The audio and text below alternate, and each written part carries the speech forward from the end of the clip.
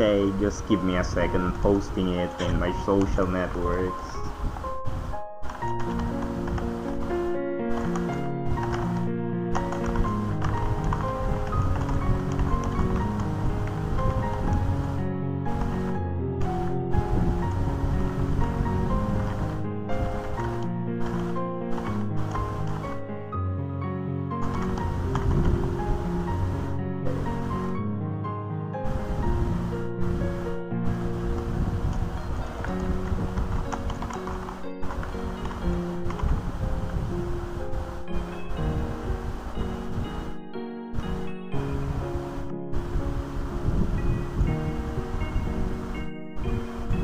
Okay, time to close the browser windows. Okay, let me check the preview, and we're not showing anything. Okay, what about now?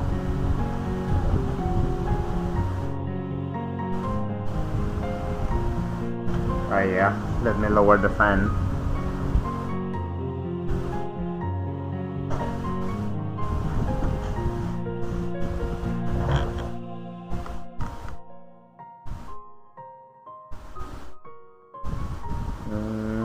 Microphone noise gate.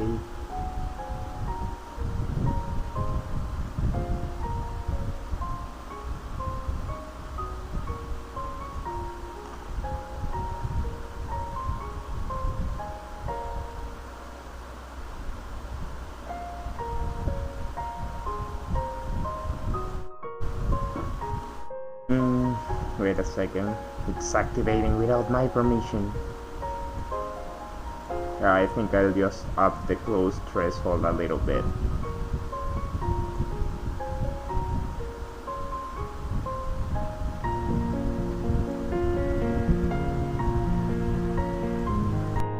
Okay, we should be fine now. Okay, give me a quick second, just gonna grab some water.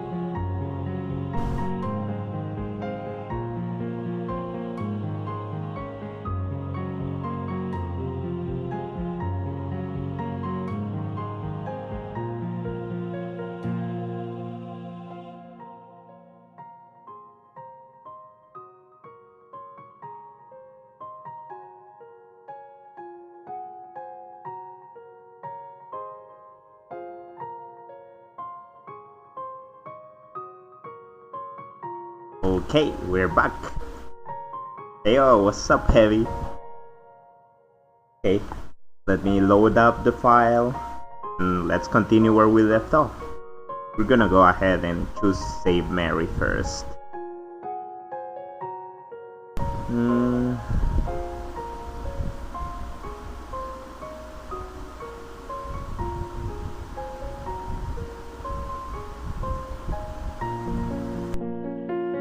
Okay.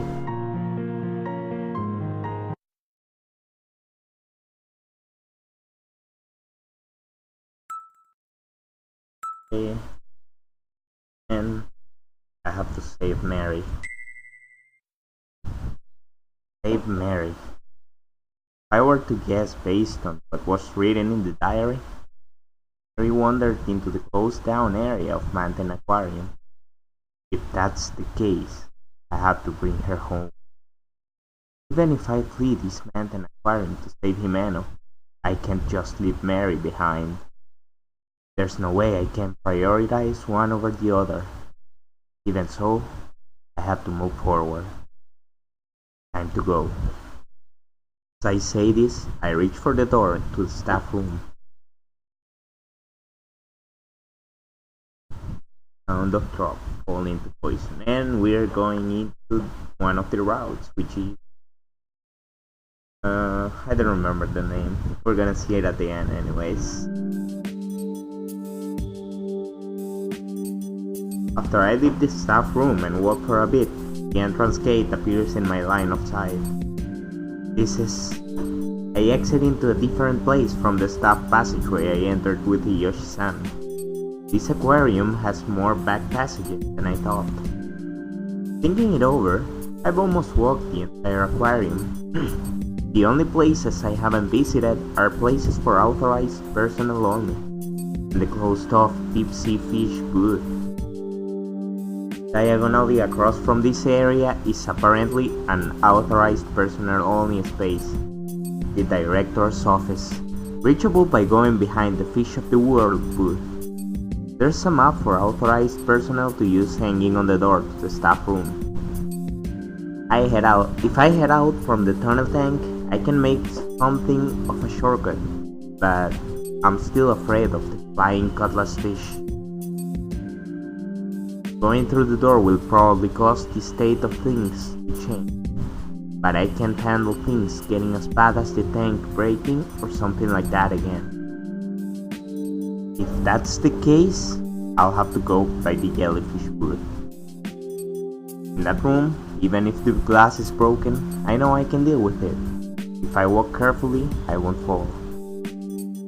I can't just float around here.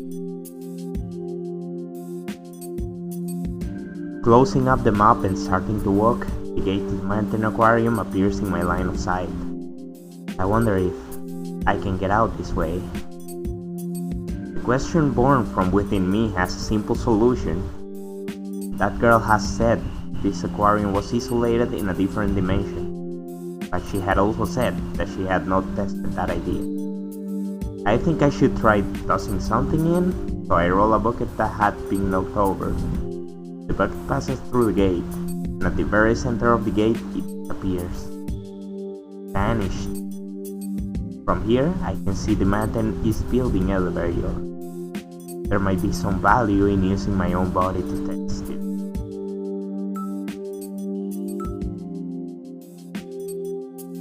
Okay, I'll try it. That's probably the bad ending.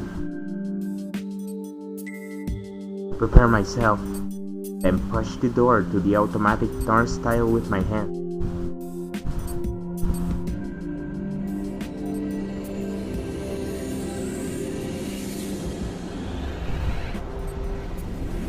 What the fuck? What? For some time my consciousness feels like it's gotten hazy. When my head clears, I can hear the sound of chatter. Could I be? What's wrong? This is Manten Aquarium, isn't it? Yes, right. You can purchase tickets over there. Noticing that I look disoriented, a woman speaks to me in a kind voice. Her uniform is the same, but her manner is quite different from Saginoma-san's. Kind. Could it be? I have no room for any doubts. Numerous people are entering and exiting through the gate. I can't hear any strange screams either. I was able to get back, but I have no time for relief. There are some problems that remain unsolved. I'd like a return ticket, please. I hold out my ticket and complete the re-entry procedure. I pass through the gate and find only customers having their fill of the aquarium. The Fish of Tokyo Bay booth is exactly the same as it was before. I am able to pass through the tunnel tank normally. There is no danger of anything like the flying cutlass fish. In the Fish of the World booth, there are tons of brightly colored fish. There are no mummified dead bodies or fragments of destruction. The jellyfish booth is as pretty as ever. However, with no phenomena taking place, this only causes my unease to grow. I can't get back. The fact that I came back but now can't return is quite a contradiction. But that's the way it is after all. I want to return to that Manten Aquarium that is full of phenomena, a different dimension, side-by-side worlds, parallel worlds. Whatever they really are is irrelevant. I just need to return to Himeno's side. What do I do?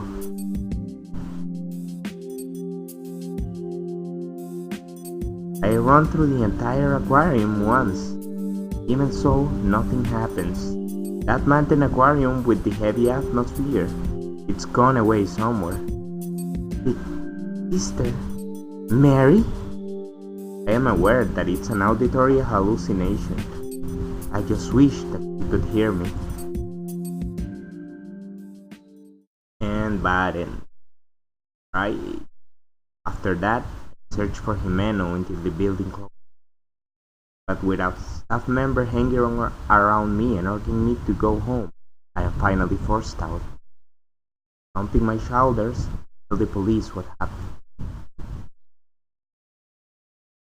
Are we gonna be taken to a psychiatrist or some shit?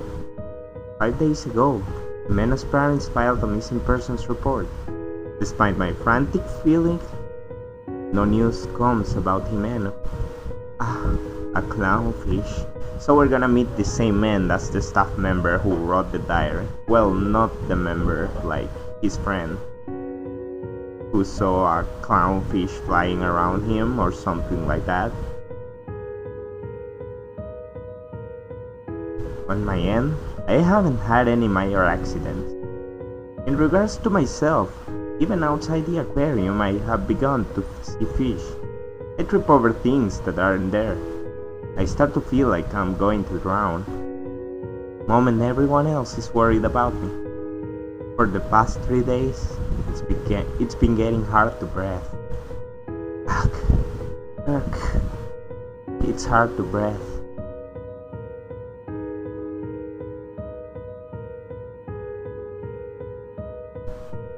Finally, 1 week later, I'm in a bed. Yes, I've been admitted to a hospital near Manten. While the cause is unknown, my lungs seem to be failing. Now I can breathe without a machine to assist me. I wonder how long I'll be hospitalized. Much as I love reading, I've grown tired of even that. From the hospital window, I can see the top of Manten building. Himeno. Even though I want to speak her name, my voice won't come out. My trachea is just too weak for it. If I can, I want to eat ice cream once more. My beloved cookies and cream with my beloved Himeno.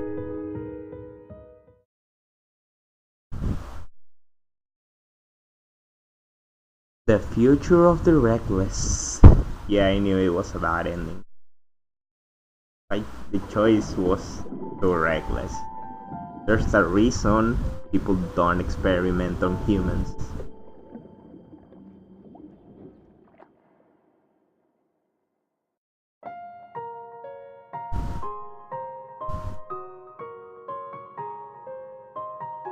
Okay. No, I should stop. The test having gone well, it still isn't a guarantee that I can get back to the Manten Aquarium where phenomena are happening. Even if I succeed, I'll be separated from but I'll definitely get home. Order to myself. It's strange since it's as if I'm talking to the entrance gate, but it's a declaration of my resolve. As I move forward, I spot the souvenir shop. It makes sense as I'm going back the way I came. It gives me mixed feelings. Oh? It is there that I witnessed. The girl from earlier is standing in front of the souvenir shop, apparently lost in thought. You. So the coordinates where the doorways lead have to be fixed by someone. Otherwise, there would be no way you would have come across me being attacked by Torka in the machine room.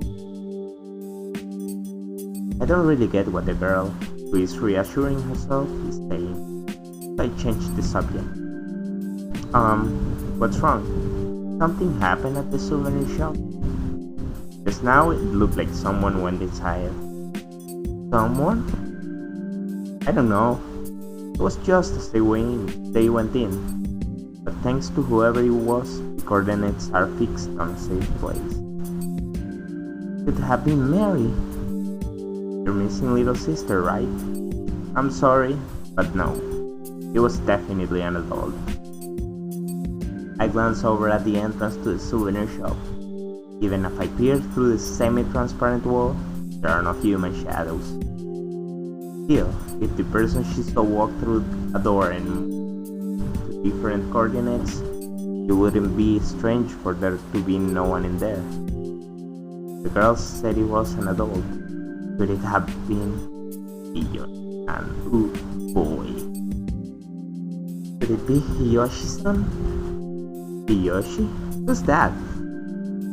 Someone who saved me when I was caught up in the dangers of Manten Aquarium. She went crazy in a staff passageway and I moved ahead on my own. Should I explain as simply as possible what happened back then? The girl just nods and says, Well, he might have regained his sanity and found an exit, or he might be wandering around, still crazy. Whichever it is, I think it's worth checking out. Hiyoshi-san seemed like he knew things about Manten Aquarium. Well, why don't you go? I'll be waiting here. Huh? Aren't you coming with me? Got all the way to my throat before I gulped it back down. Either way, if he's not there, we might not be able to go through the door and return to this safe place.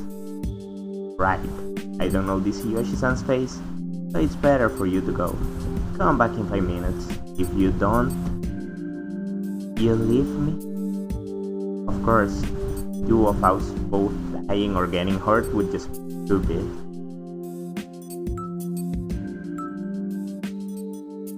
I got it, I can say she's mean when she got a point. Got it. Oh, you're so sincere. I don't think you're mistaken. Well, I'll wait for you without worry. Okay.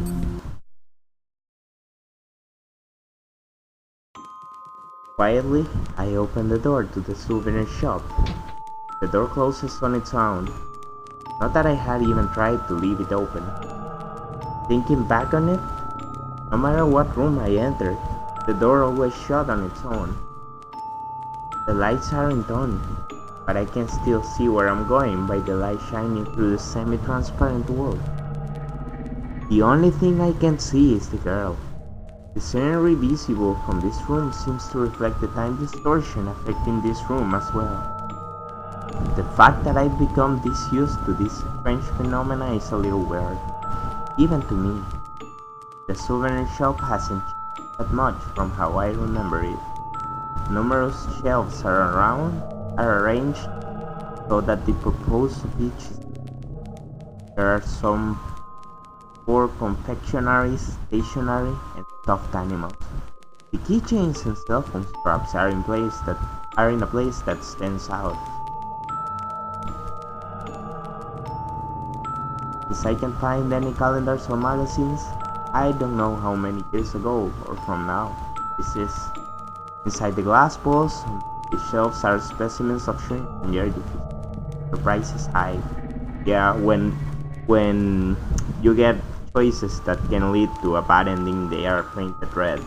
If the choice doesn't affect the story or is actually a choice that doesn't give you a bad ending, you get a blue color. Maybe this is the present. As one may expect, there is no sign of a shopkeeper. I walked the perimeter of the store in a circle. I studied the room carefully, but find nothing. There are so many things that catch my interest, but I can't seem to get interested in picking them up and looking them over closely. That crystal-like necklace, the seal stuffed animal. Right now, I have no interest in orca or jellyfish merchandise. Obviously. Now I know how a dog being made to wait for a treat feels.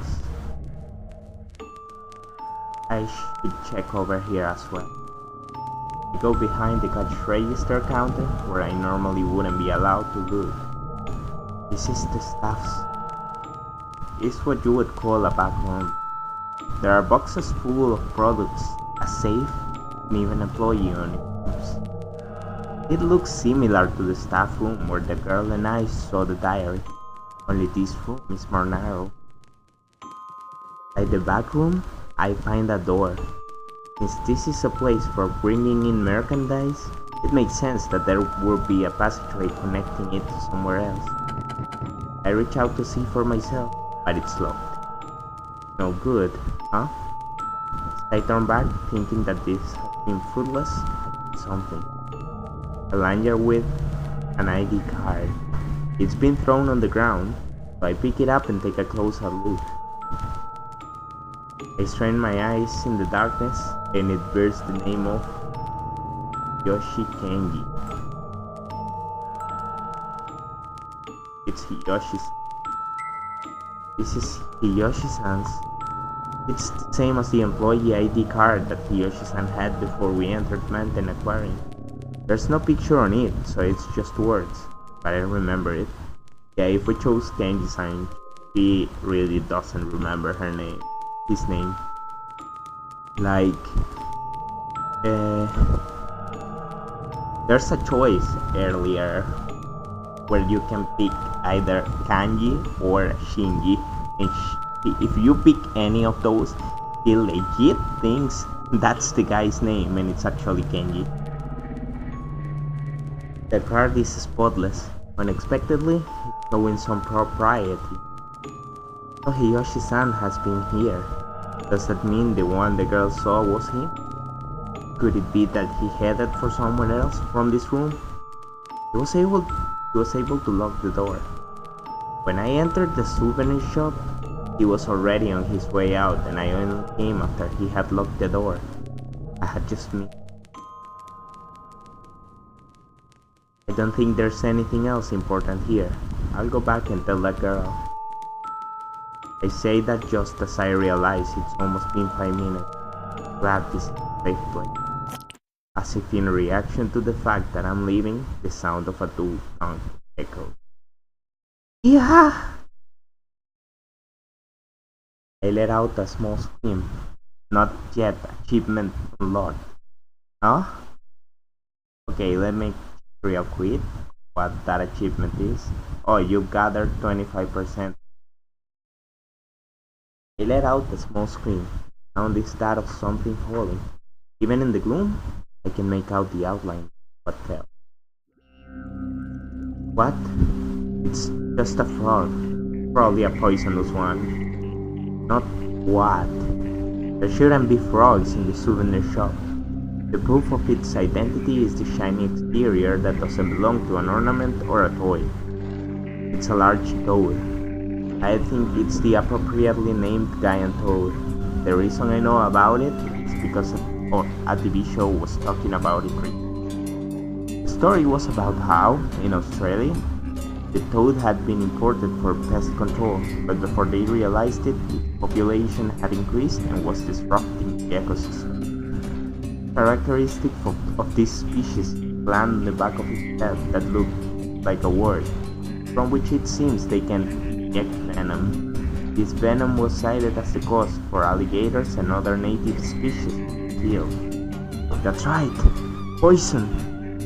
What bad luck, I think, clench my fist, but it's only one. I put a little more space than necessary between us in order to avoid the giant toad. That way, even if there's another lurking nearby, I should be okay. The shelves become a wall for me. Dental frogs have the ability to jump, they shouldn't reach that high. I think they will be able to jump over. Like, every single animal in this aquarium hasn't made sense so far. Like, you have the orcas, like, swimming in midair. There was a cutlass fish that was flying in the tunnel and actually cut your head off. So, really loud for being just one toad, making a gua sound rather than normal croak. Gua gua gua. Although it's poisonous, hearing its cry in a safe place like this makes me think of it as cute. Even though I think that, be careless. A plopping sound resonates one more. The toad cries out, going from a death rattle-like sound to thin breathing, then finally a pause. Soon it resumes with an even lower voice than before. What? Oh god. I take a look where the toad was. Ah! It is nothing less than ghastly. The toad has been crushed by another frog that has fallen from the ceiling. Oh, fuck. Its forelegs are widespread, its internal organs leaking from its abdomen to the floor. But that isn't all. The second frog has the white stripe pattern characteristic of a certain type, but I don't know its name. When the other frog fell on the giant toad, it stimulated the gland, so naturally poison leaked out. At the edge of its tight foot, its toes have begun melting. Melting? No way. The frog's poison is passive. It paralyzes or acts as a neurotoxin. If it gets in your eyes, you can lose your eyesight. But basically, it's for catching prey by poisoning the head. This poison is different, more brutal. However, the second frog is even more menacing. As if taking vengeance for the right leg it lost to the poison, it secretes its own venom. The toad's corpse puts up no resistance, body steadily melting away. My nose at the stench of the dead body and the acid. Even as my spine grows cold, the room steadily becomes humid, most likely due to the breath of the living creatures in the room. The sight of the frog melting away from the poison is enough to cause bile to rise up in me for a moment. Healthy blood. But there's no way I can look away from it, beyond the fact that I don't know what's going to happen next. I have to pay attention as I head for the exit. Oh yeah, let me try something out with the microphone real fast. Okay. Nah, it's still the same. I'll just keep this open and close threshold. Apparently it sometimes makes more noise, sometimes it doesn't. Weird. I look up at the ceiling, but there's no sign that I'm being followed by any frogs. They fell from me. One falls on place is safe anymore. I speed up as I head for the exit. The reason I don't break into a full run is because I know I might trip or fall out of it. Flop, flop, flop. A nearby sound filled with fear and despair. Oh god. Frogs fall right in front of me. 3, 4. It becomes difficult to count them. Just as I panic and attempt to turn back, their noises from behind me. Frog, wah. Frogs are actually spinning around, but I hate them. They sound so. Hearing the frogs croak on either side of me leaves me with nothing but fear. Step on one of them, the poison will probably dissolve my food. That being said, there isn't enough room to leap over them. If I do, one of them may jump up and touch me, preparing to attack me while I'm off. Their number increases. Crowded into such a small space, they are melting each other's bodies with their poison. I avert my eyes from the damaged frogs. Their increases, not a tragedy I can continue to. As the amount of bodily fluids on the floor increases, the frogs who step in the pool's poison have their toes cut off. Then they secrete their own fluids to live.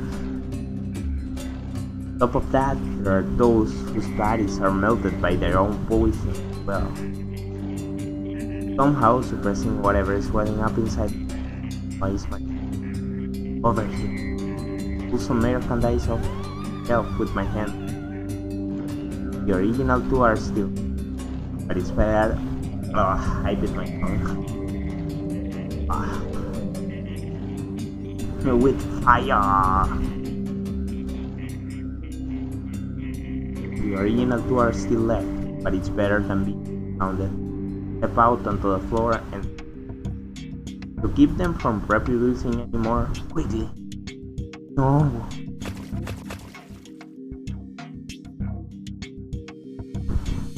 As if they had been lying in wait, numerous way. They are small creatures with voices, red and yellow, green and striped and varied. The intense amount of color saturation is making me feel sick. I know this variety of frog well. Among poisonous frogs, it is the most famous type, a poison dart frog. Even under normal circumstances, it carries deadly poison stronger than that used in bow darts. If the strength of that poison has been taken to intense level like the other creatures here, it could probably instantaneously melt into my bones. But could I? There is still a beast in the door and I step. No matter what, there's nowhere for me. The door is covered in the squishy bodies of the frogs and their acidic poisonous fluid, as well as the corpses of those frogs that had melted. Not knowing where they're coming from, there's nothing I can do. Even if the sweat falling from my forehead is like that. Some kind of illusion. I want to see it as if nothing else. But you're slow. Light suddenly shines through the darkness. The soft breeze blowing in through the crack cover your eyes. Extinguisher. Immediately after saying this, the girl pulled him from the fire she's holding. The entire inside of the souvenir shop is filled with the smoke from the fire extinguisher. And now we can't jump over the frogs. I can see what's going on. This isn't all.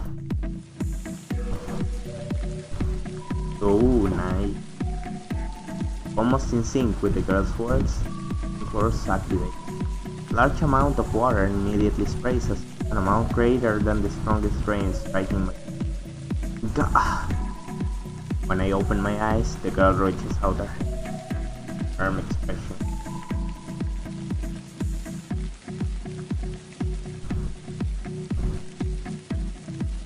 While the water's running, even if you get hit with a little venom, it will wash right off.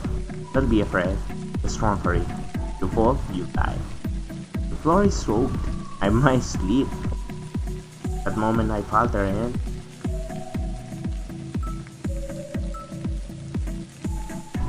go around. Run straight through. Oh my god, both are equally dangerous. Safest option is probably the can't. It's no laughing matter if I fall. So I'll go that way. Do you doubt me? Huh? You get that you don't have time for that, right?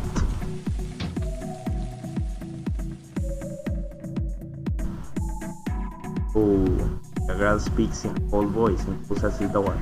As if recognizing my suddenly slowed heartbeat, the rain stops. Sprinklers have been turned off. Wow. No words will come out. Even as I come to understand my circumstances, I cannot say anything. No end. Rope. Ua.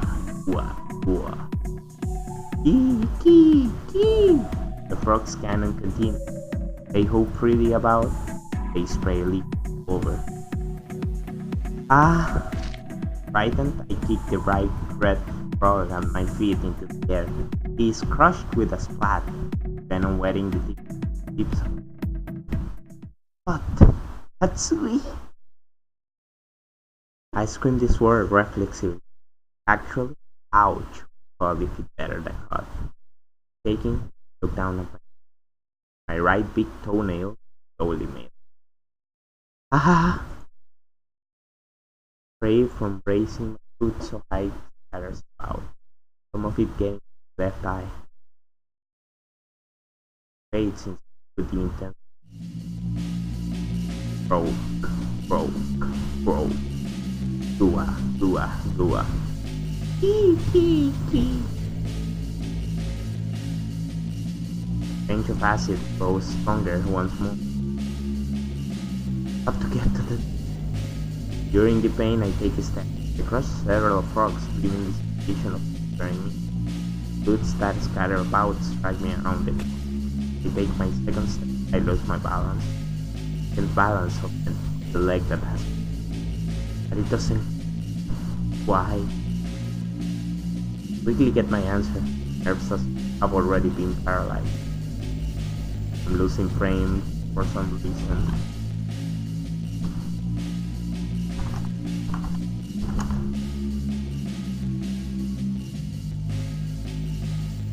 Let me deactivate Firefox.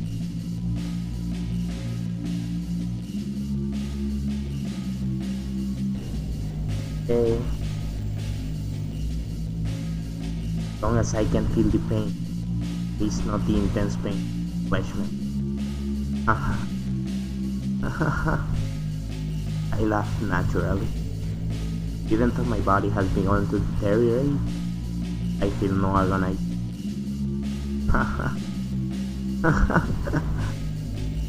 How strange. My fading coin. I keep thinking that I should at least try to laugh.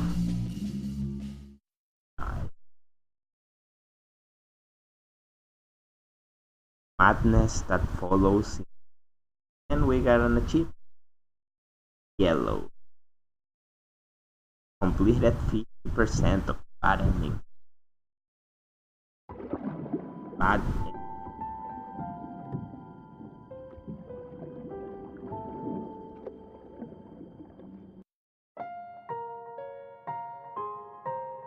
Okay.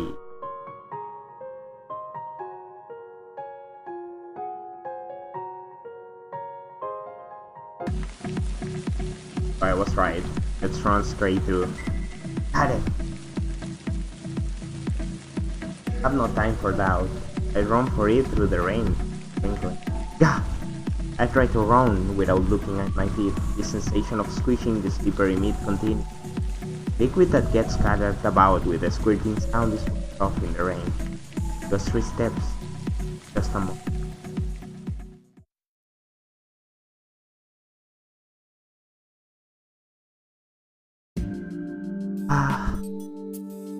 Idiot. Aka. With one last step I stop. Girl grasps me with her picks me up. Collapse, but it's outside of the shop. The door is already closed. There are no frogs anymore. Thank you. But it's already been more than 5 minutes. So why? I catch my breath. Express my thanks to the girl. I just remembered that I owe you a debt. You are kind. Might have judged me. You didn't misjudge me. You had hesitated any further, I would have closed the door. You believed in me, right? That I could do it. You're going to drive me nuts. Just stop it with that stuff. Expressionlessly, the girl said, flat tone, holding onto the ceiling, bird move. Oh, flat tone, you're going to drive me nuts. Stop it. Speaking honestly, I want to rest here like those are sold and I've used up a lot of my strength. However, it feels like relax, get up again. If I don't keep my momentum, I save him. If I keep that momentum, I'm able to gain some relief from resting against the wall. The girl who rescued me, the rest like I am. Oh, it's gacha gacha. We are resting against the wall. I realized that the type of gacha gacha waiting in front of the souvenir shop have changed. How ironic. Years ago. What do you mean? You said it yourself. Your sister went missing 5 years ago. You remember? First, I the gacha gacha machines, there are many keychains. They all have charms with various creatures. The link between Mary and I, now the item of my memories that links Naya's little sister is her Mary. I didn't ask. You see, 2 years ago we had an argument for keychain. Mary wanted my jellyfish one, but I wouldn't trade with her. She disappeared. Still didn't ask. This one. I take the keychain that I had received from Himeno out of my pocket. The one with the starfish attached to the droplet. Huh? I hold it out to the girl. I realize there's something to the back. It's her, isn't it? Picture printed on a pretty old sticker that old girl, a man embracing her. Two of them are smiling to be having a lot of fun. The man who is wearing a suit and quite serious, probably her father. So the keychain wasn't Mary's keychain, but actually this girl's. The words Manten Aquarium rung along the border. Souvenir shop has their photo booth, so they took this picture here. More than anything else, I'm disturbed by the fact that the girl in the picture looks like Mary. Not just her, but her long hair, and that's mine too. As her big sister, this girl seems to be Mary. Buenas noches, Sebi. Night. Later.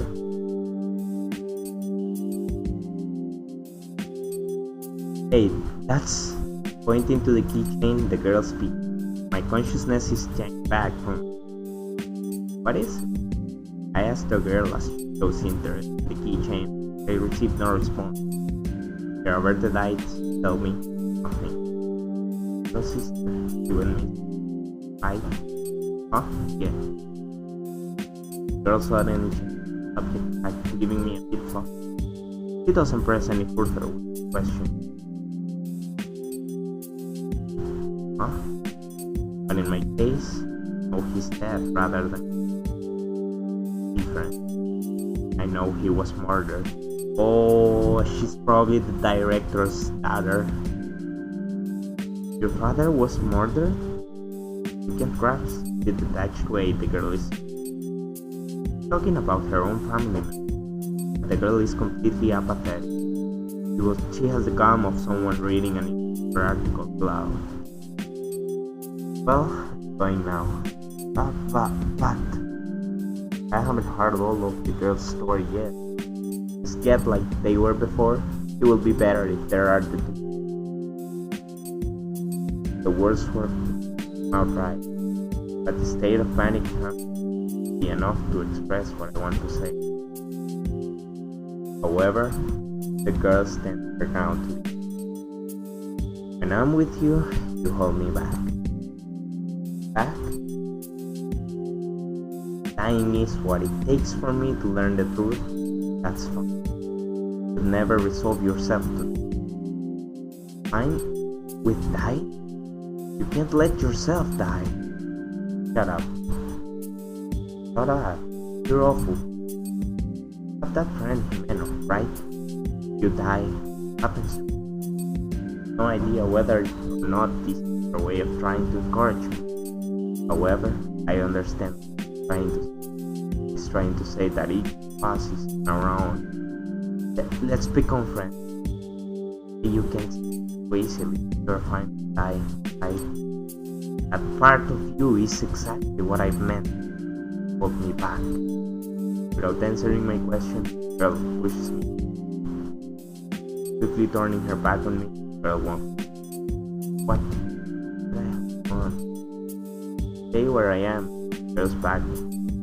So small I can.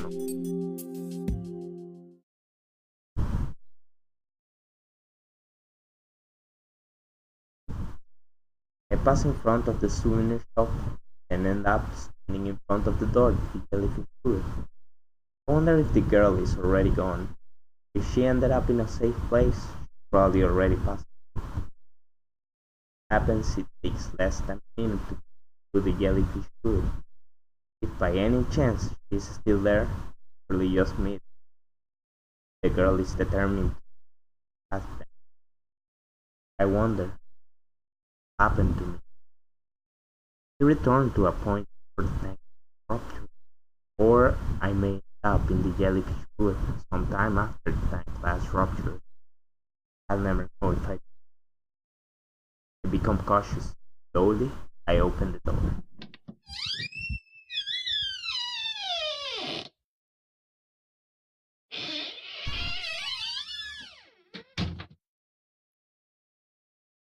Huh? That moment, the air becomes holy shit. What is this? Different. Field of view for me because of spread. The air becomes so cold it could. This is no longer a matter of dimension. I'm wondering what time period this is different. This jellyfish booth is distinctly in a different from the other. All the water in the tank. Red. Jellyfish booth I know. Different jellyfish are illuminated by various colors of lighting. The reds and purples are usually a pretty sight, but this place is. All of the pillar-shaped tanks are bright red. On the repulsive side, all of the water has been replaced with.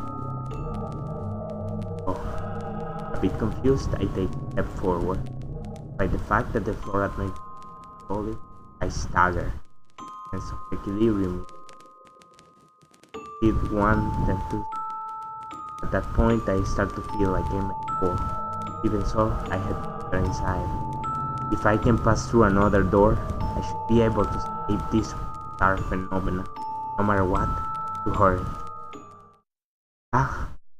Suddenly I stumble and place the pillar. The temperature of the tank is slightly warmer than that of the cold air. What's she gonna see? Fluid! Just flew out the tiger. Some words just disappear. Ah, damn it. Okay, I'll lower the threshold a little bit.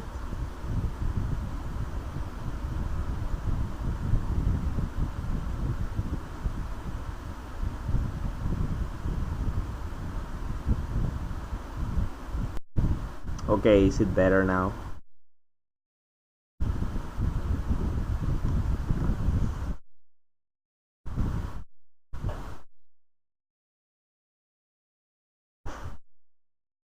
Okay, I moved my fan a little bit, I still get the air.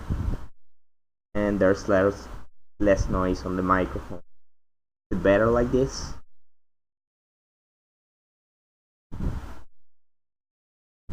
Oh god, I messed up. Okay. Alright. Huh?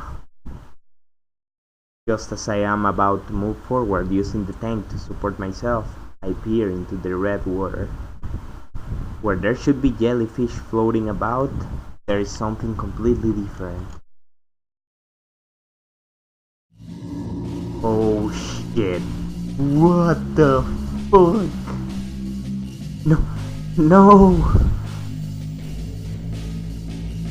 Holy cow, bro.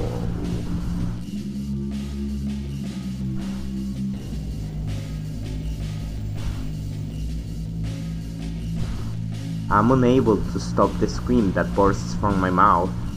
An unbelievable sight stops me in my tracks. A face! A face! Yeah! Human faces float about. Whatever is below the neck appears as if it's being assimilated into the blood, blending in with the contents of the tank. It isn't just one of them. Just as with the previous jellyfish booth, there are more and more and more. I wobble and break away from the tank, landing on my backside. I don't know whose face it is. It's not as if it would be someone I know. But no matter which face it is, They all seem to be staring at me. Here, in the heart of the jellyfish booth. Run!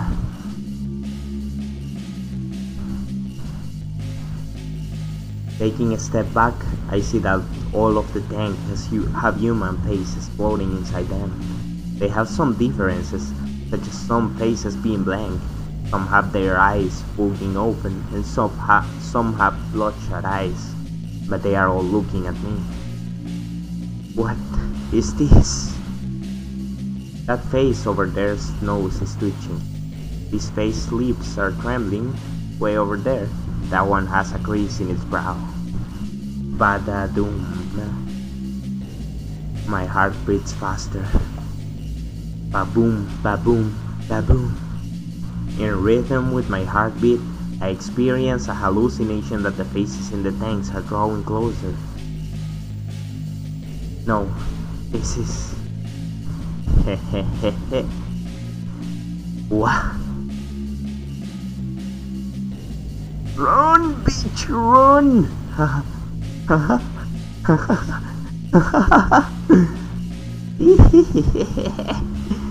No, it isn't a hallucination. I am certain that all of these faces are getting closer to me. The fact that they are getting larger serves as proof. The boundary between the tanks and the air is gradually being removed. This room is becoming all water. Faces are swimming in that water, drawing closer to me. As the faces draw closer, the sound within the water grows louder. Rather than someone's laughing voice, it is the sound of someone sobbing that grows louder instead. Either way is the same to me, wearing away at my mental state.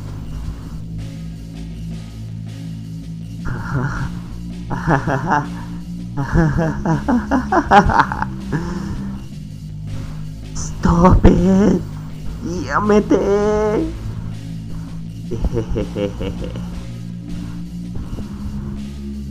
A voice unfamiliar to me is sneering at me.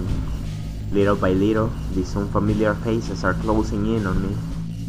Before I realize it, my feet can no longer confirm whether the blood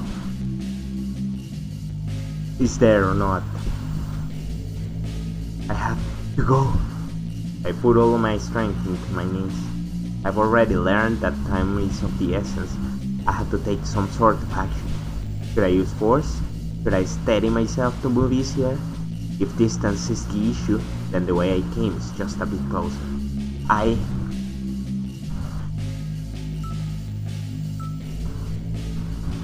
We're gonna go back and probably die. Oh, I think I overwrote the file. Oh well, we can just skip. At any rate, I should pull back and get into a good position. I should open and close the door numerous times in order to create a safer environment. I feet unsteady, I swiftly dodge and retrace my steps. One step at a time, feeling as if I'm walking on bubbles, I inch with certainty closer to the door. Alright! Finally, I succeed in reaching for the door. Just like this! I throw open the door right away.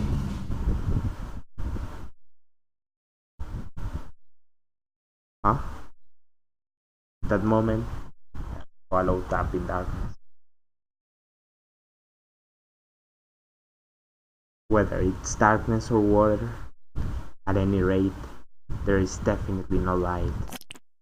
Below, something touches my back with a wet sensation. Before long, it spreads throughout my body.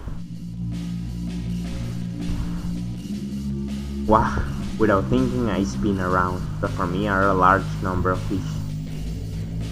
They say that fish with human faces swim about. I'm reminded of Himeno's words. That's right, human-faced fish. Just like the faces I saw at the jellyfish booth, these are attached to the fish approaching me. I'm an idiot. If I go through the door, the time axis will change. If I do that, the way I came also changes. I have no idea whether or not it would be safe. Regardless, to avoid the immediate terror, I vigorously leap forward. The fish are biting off my clothes. They're fish. Yes, fish. No matter how much their white teeth are like humans, and no matter how much their teeth are arranged like humans, they're all fish. So it'll be fine. Before I realize it, the clothes enveloping me are disappearing. Blood leaks from the places I've been bitten by those large teeth. Look, red water. The blood flowing from my body mixes with the red ocean, and then they become one. Me and this bright red world.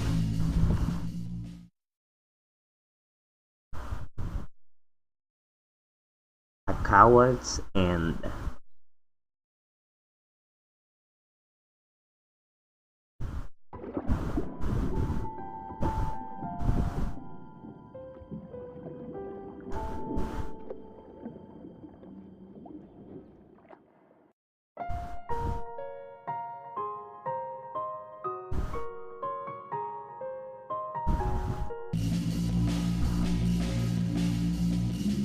Move on. My resolution can no longer be shaken. Even if I go back, I don't know if it will be safe. In that case, I'll have to choose the way even with a small chance. Unable to tell whether I'm floating or standing, I frantically move my arms and legs. The faces are closing in, but even as I look up, I'm not afraid. Persuading myself, I move forward a bit. Even if there's no feeling left in my legs, I get the feeling that I actually am drawing closer to the door. Just a little more. Yes. Suddenly, a loud sound interrupts my movements. That sound is familiar to me. It's a sound I've heard in this jellyfish booth before. The sound of the glass breaking resonates from behind me. Still, I won't give up. I refuse to turn around. If I were to see something bad right now, this time my heart may really break. In that case, it may be better for me not to know. On the heels of that thought, various voices all laughing and crying begin to resonate behind me. They are probably the voices of those faces floating in the blood. The voices steadily draw near, finally closing in on me. Fish with human faces. They say that fish with human faces swim about. Reminds me of an urban legend Himeno talked about. However, I don't have the time to be in shock over a rumor being true. I won't falter.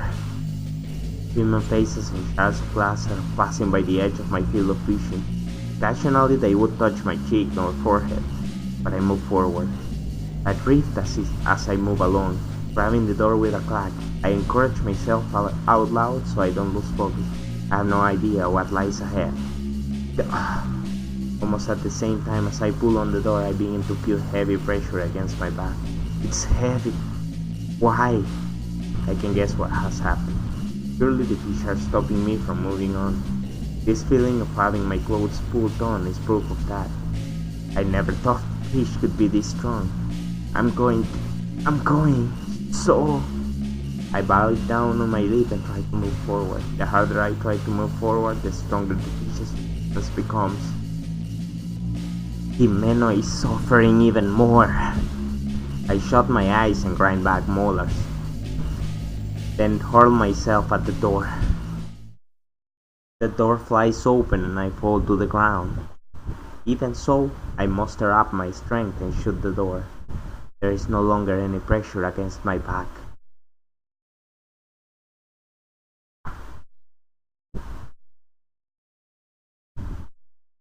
Huh? Beyond the door is not the fish of the world booth. It's dark and narrow, similar to the stuffed passageway I passed through before. Turning about and looking around, I realized that this is a passageway after all. So the jellyfish booth had at least 3 doors. The one I initially came in through, the one that leads to the entrance, and this door that connects to the staff-only passage. Oh shit. A closer inspection shows me that the wall is made of a one-way glass. It's been created using something stronger than acrylic fiber. There's water in the space between, serving as a border between the booth and the other side. Like a magic mirror, it's been made so that customers cannot see the staff members moving about. From here, I can see the Fish of the World booth. Somehow, this place feels safer when compared to the jellyfish booth.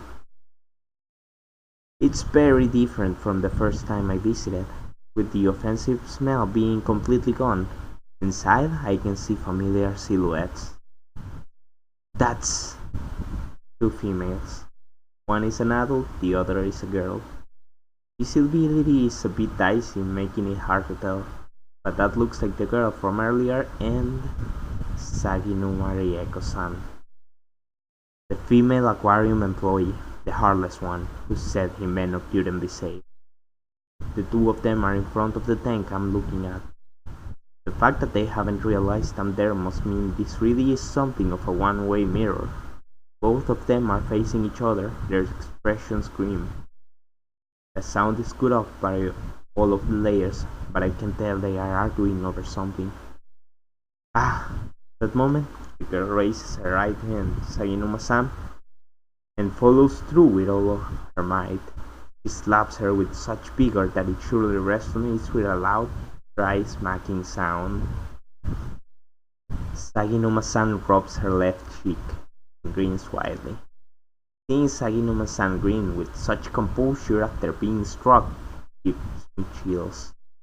The girl only deepens the crease in her brow. At this rate, things will only intensify. I realize that I will have to stop them. So, let's observe the situation. No, I don't want to get pulled into this. I reconsider my decision. That girl said it strongly herself, that she wanted to be alone. Surely she would hate it if I intervened. If things escalate, it's a different story. But for now, I decide to watch over their action. Their quarrel continues, the girl using hand gestures to get Saginuma-san's attention. In contrast, she merely looks down on the girl. From my perspective as an outsider, it doesn't look like she's even paying attention. What could have happened? What in the world could have happened to bring them to such climax? Though I have many questions, it's unlikely that I'll get any answers. That expression appears on the girl's face for a moment. She looks away from Saginuma-san.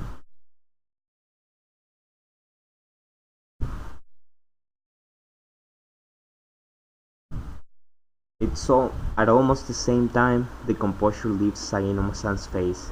She creases her brow and opens her eyes wide, her nose twitching. Something has touched a nerve, getting her attention. Even without sound, that much is clear to me. Huh? Wait! Without thinking about it, I pound on the wall. However, this doesn't cause so much as a ripple, leaving me cut off from the two of them. This time Saginuma-san hits the girl. Then she immediately grabs the nape of the girl's neck and throws her into the wall of the tank. There is no sign of the impact.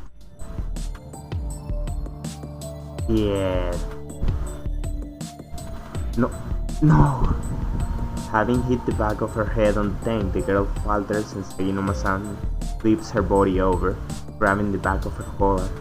The girl's face is turned in my direction, and I realize that she has fainted. She's unconscious! Horrible premonition runs through me. With the girl's chest pressed against the wall of the tank, Saginuma-san grabs the back of her head and smashes it against the tank wall over and over again. I can see Saginuma-san's face. It is bathed in light from behind and has become a silhouette. The only thing I can see is her lips, which tangle in the shape of an ankle.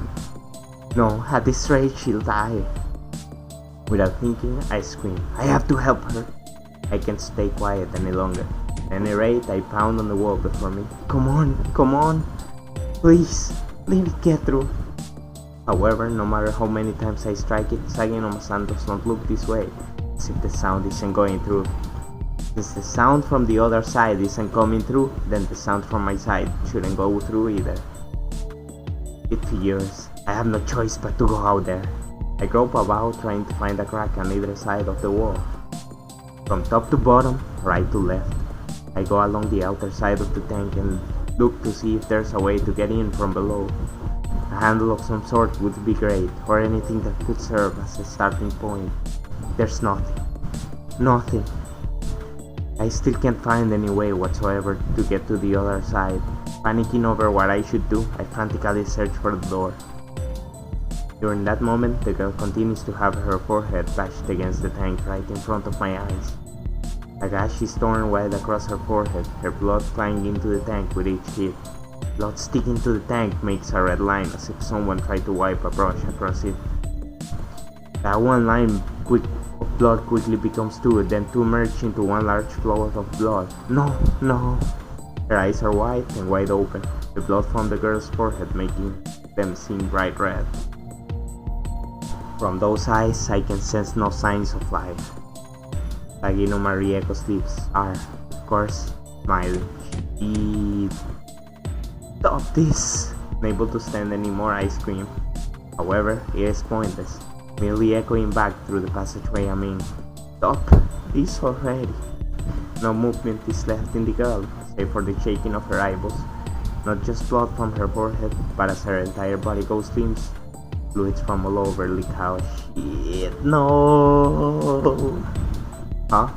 As the life has faded from the girl, I see a small movement from her lips. I mimic that movement with my own mouth. The good of the see. These words are unvoiced. I have no idea whether or not that's what she really said. However, to me, that's what it seemed like the girl was saying. Sagino Marieko tosses the girl. She flops over as she hits the floor, having been reduced to a mere object. My mind goes blank, and I sit down. I couldn't save her. She was right in front of me, at a distance short enough that I could have touched her by reaching out my hand. But I couldn't save her, or do anything to help. Just in case, Sagino Marieko kicks the girl over. Her heel strikes the hard floor, at which was the girl's head flops over. Just like that, he leaves the fish of the world booth behind. That moment, I see bright red. Without a moment's pass, the girl's corpse loses all traces of life. It decomposes and goes beyond that to completely dried out. Some new phenomenon is starting, but I can't stand up as I am right now. I'm powerless. I can't do anything. Something hot wells up behind my eyes. No, I don't want this. I don't want Himeno to die like this. But the image of that girl's expression as she was on the verge of death is forged into my mind. So hollow, yet so desperate. Her face burning up with rage. That face keeps appearing within my bright red vision. The deep sea, the truth. Just before the flame of life was extinguished, I think those were the words the girl left me. Then what? I don't want to just sit here brooding like this. Big sister. Huh? That voice just now. Even though it feels easier just to break down and cry, hearing the voice of my little sister from somewhere brings me back. That was Mary's voice. Big sister, come this way. Mary, where are you? This way, over here. Where? Where? I said this way, over here. It is Mary. Mary's voice. It really is. Somewhere. Before I realize it, I'm on my own feet. Mary's voice echoes about the room like an announcement from a loudspeaker, but I can find the source. I don't want to lose sight of this one strand of hope that has filled the hole left by my feelings of anxiety. Let's go. I cannot forget that girl's death. Stricken with grief near the breaking point, I hold myself together. Thanks to Mary. No, my favorite character just died.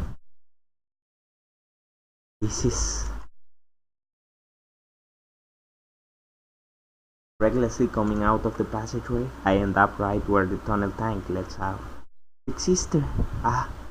Big sister, this way! Ma Mary, is that you? I slowly turn in the direction the voice is coming from. Exiting the tunnel tank, I can see a white wall before me. In front of it stands a girl wearing winter clothes. I don't think it would affect. Let me check real fast. Since the sound doesn't go through unless he actually tries to go back to stop her. I attempt to leave my safe place, but I cannot find a break in the wall. There should be a door somewhere. Even as I think this, I cannot find the doorknob in silence. As I keep my eyes on the both of them, I decide to search the area connected to the Fish of the World booth. Their quarrel continues, the girl using hand gestures gets like. And I'll do skip. Yeah, it doesn't change. No, not like this. Oh well. It's the same place I saw Mary the first time. Yes, big sister. Did you get lost? Mary. Blah. Mary. Are you really here? Really here? I'm right here. The same color hair as mine, the same color eyes. We were often mistaken for twins. And the silhouette of a doll is wearing that warm-looking overcoat. Mary is right here, looking just as she did that day. Mary, why are you here? Did you forget? Yes, you mean we came together to the aquarium. There's no way I could forget. None at all. It's just, why? Why did you disappear? You were the one who got lost. I'm here. I've been here all along. Mary. Without hesitation, I embrace Mary. She must have coughed a chill as her body is cold to the touch. Big sister, what's wrong? This is embarrassing. It's fine, Mary. We're finally together again. Geez, big sister, you're such a crybaby. That's right, I'm crying. After Mary points it out, I realize my cheeks are covered with tears. Just as I'm about to stop, I cry again. Okay, let's go, big sister. Mary says this in a cheerful voice as she pats my head. It's a strange feeling, having my little sister rub my head, but not a bad one. I feel my head being enveloped in a soft feeling as if I'm floating. Go? Where? We'll go somewhere higher up, together, you and I. Somewhere higher up? Higher? Softer? That place is eternity. Eternity? Really near to ear, Mary points her right index finger toward the ceiling. The feeling that I began floating upwards grows ever stronger. Yes, there's nothing, yet everything there. It's really fun, very soft, and a place we can always be. A world of happiness. Happiness. I don't really understand what Mary is trying to say, but if it's happiness, that might be okay. The fact that I am able to reunite with Mary like this makes me extremely happy. My thoughts melt together in happiness at being with Mary. I smell something sweet, with a hint of lemon. If that's what the world will be like, we'll surely be happy. Let's go together, big sister. Mary. Don't get lost anymore. Okay. Mary reaches her hand out for me. I sit upright and reach for Mary's outstretched hand. I hear the sound of something falling down with a clatter. Uh-oh, it's a bad choice. Wait. No, let's take it. That's probably the bad ending because the game would end. I take Mary's hand.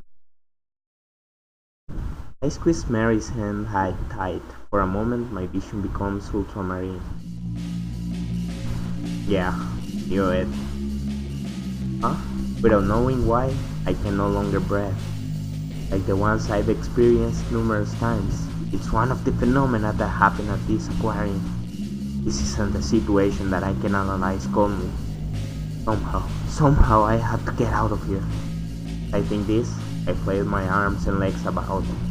My body is no longer standing on the floor of the aquarium. I'm in the ocean or the lake, some kind of body of water. Mary, where's Mary? Turning around and around, I search for her. Ow! I soon find Mary. Her eyes are wide open and she floats about lifelessly. Huh? In the depths of my heart, I feel as if I'm falling into despair. Just like the girl who was murdered, Mary is dead. She's dead.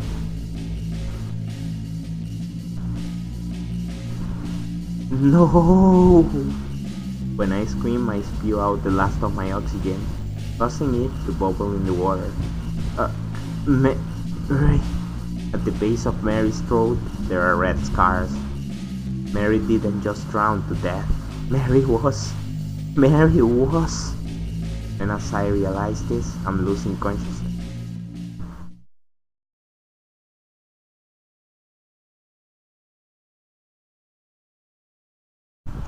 Bright red. This place is a world of bright red. Within this bright red world, I wait for someone to come visit me. You've come. Yes, that's right. Someone has gotten lost. If the person is still living, we have to retrieve their soul. So she becomes one of the human-faced fish, I guess. In that way, we maintain this deep red world. So yeah, I was right in the last video. Like, it's apparently a chain curse. Blessed Form 1. So yeah, it's actually a curse. And once you die there, you need to keep spreading curse apparently. Okay.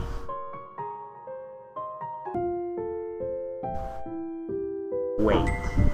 Down to the sound, I look down at my feet.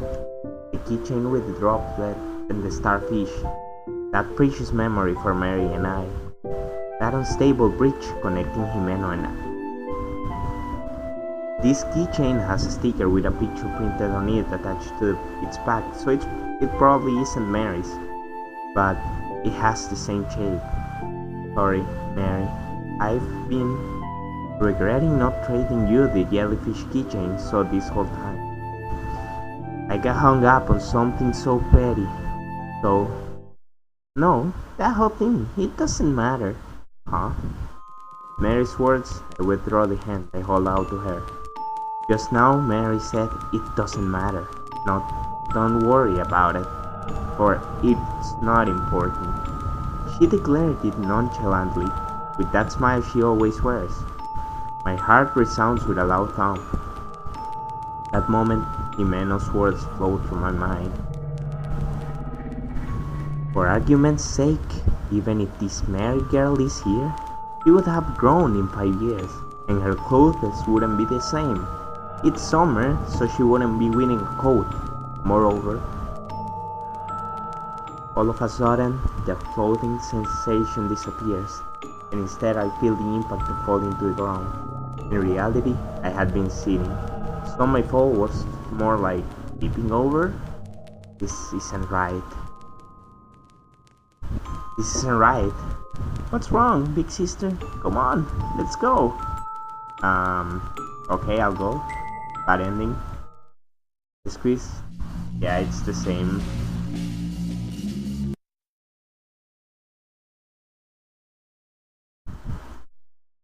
It's the same bad ending, no. Okay, let's go to the good end.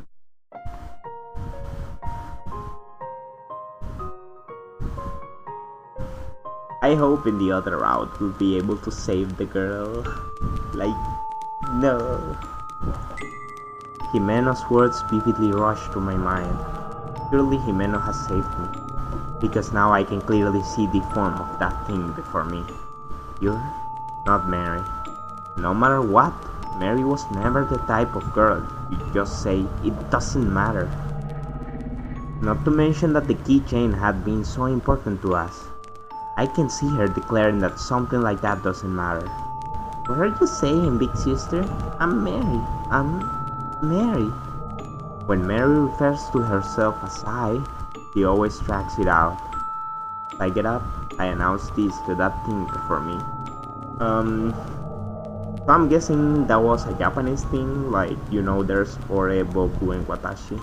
I'm guessing she used one of those and this Mary was using another, so she's like, yeah, you're not Mary. I'm me.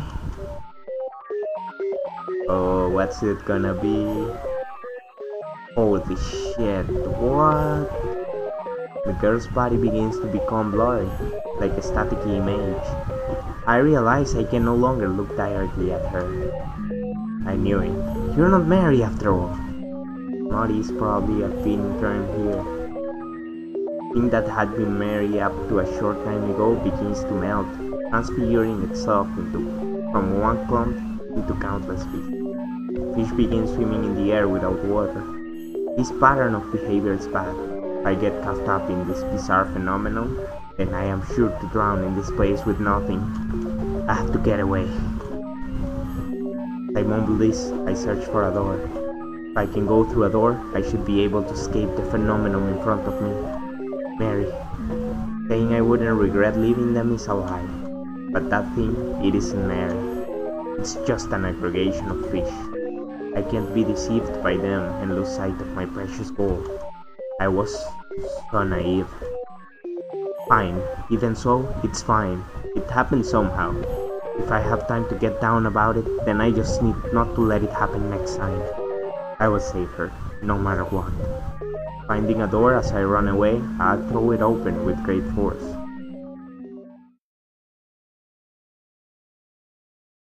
Sound of drop phone.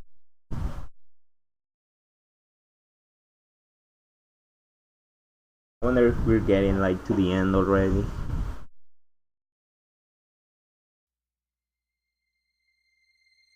I think that was something that happened a while ago.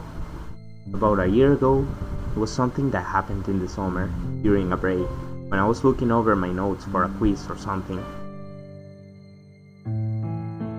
Hey you, keep this in mind. What? A girl from my class suddenly came to my seat, kicking my desk as she yelled at me. She was unexpectedly strong, the notes and stationery on my desk carrying about. She was like a leader in our class, a part of the largest group. Having almost never spoken to her, I had no memory of ever making her mad. Unable to get mad, I was merely bewildered. Then Himeno showed up, and with her face downcast, picked up my stationery. Sorry, it's my fault. Your fault? A girl from that group invited me to round 1 this Sunday, but I turned her down. That was the day Himeno and I had made plans to go to the movies. Indeed, I was able to more or less understand what had happened. When she asked me why, I told her I already had plans with you. Of course, I hesitated to tell her that, but she was persistent. But you could have gone. That girl's group was big. There was an event or something, basically the whole class went along with them, but it wasn't strictly a good thing. Their group pride was as great as their group mentality. The girl that had come over a few minutes earlier was particularly striking. Like I go. Maya, you should know you take priority.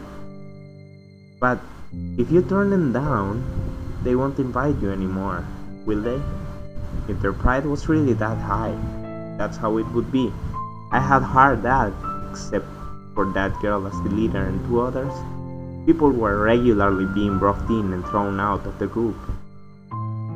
It wasn't something I cared to hear about, but the bad things girl who had been kicked out said regularly found their way into my ears. Yeah, I won't be invited anymore for sure. What? But that means... I saw it as a disadvantage for Himeno, who loved going to events. Like she could have had an advantage getting elected to the executive committees for things like the culture festival or the sports festival, or getting votes for a program or something. It may sound like a discussion of politics, but ever since reaching junior high, things have had this kind of mysterious flow to them. Anyways, I was the one who turned her down. It's not some form of discrimination, I just didn't like them from the start. As she readily declared this, there wasn't a hint of doubt in Himeno's face. This kind of thing happened several more times until now. Cheerful and fun to be with, beautiful Himeno was also popular with our classmates. Since I was always with her, there were plenty of instances of jealousy. But from what I saw, Himeno didn't discriminate against anyone or try to butter them up, just like with the girl from that group. I often asked Himeno, why are you friends with me? Is that really something you need to ask? More importantly, it's not like I'm being your friend as some kind of favor. I'm your friend because it's fun, okay? Every time I asked Himeno laughed it off. I really loved the smile she gave me at those times.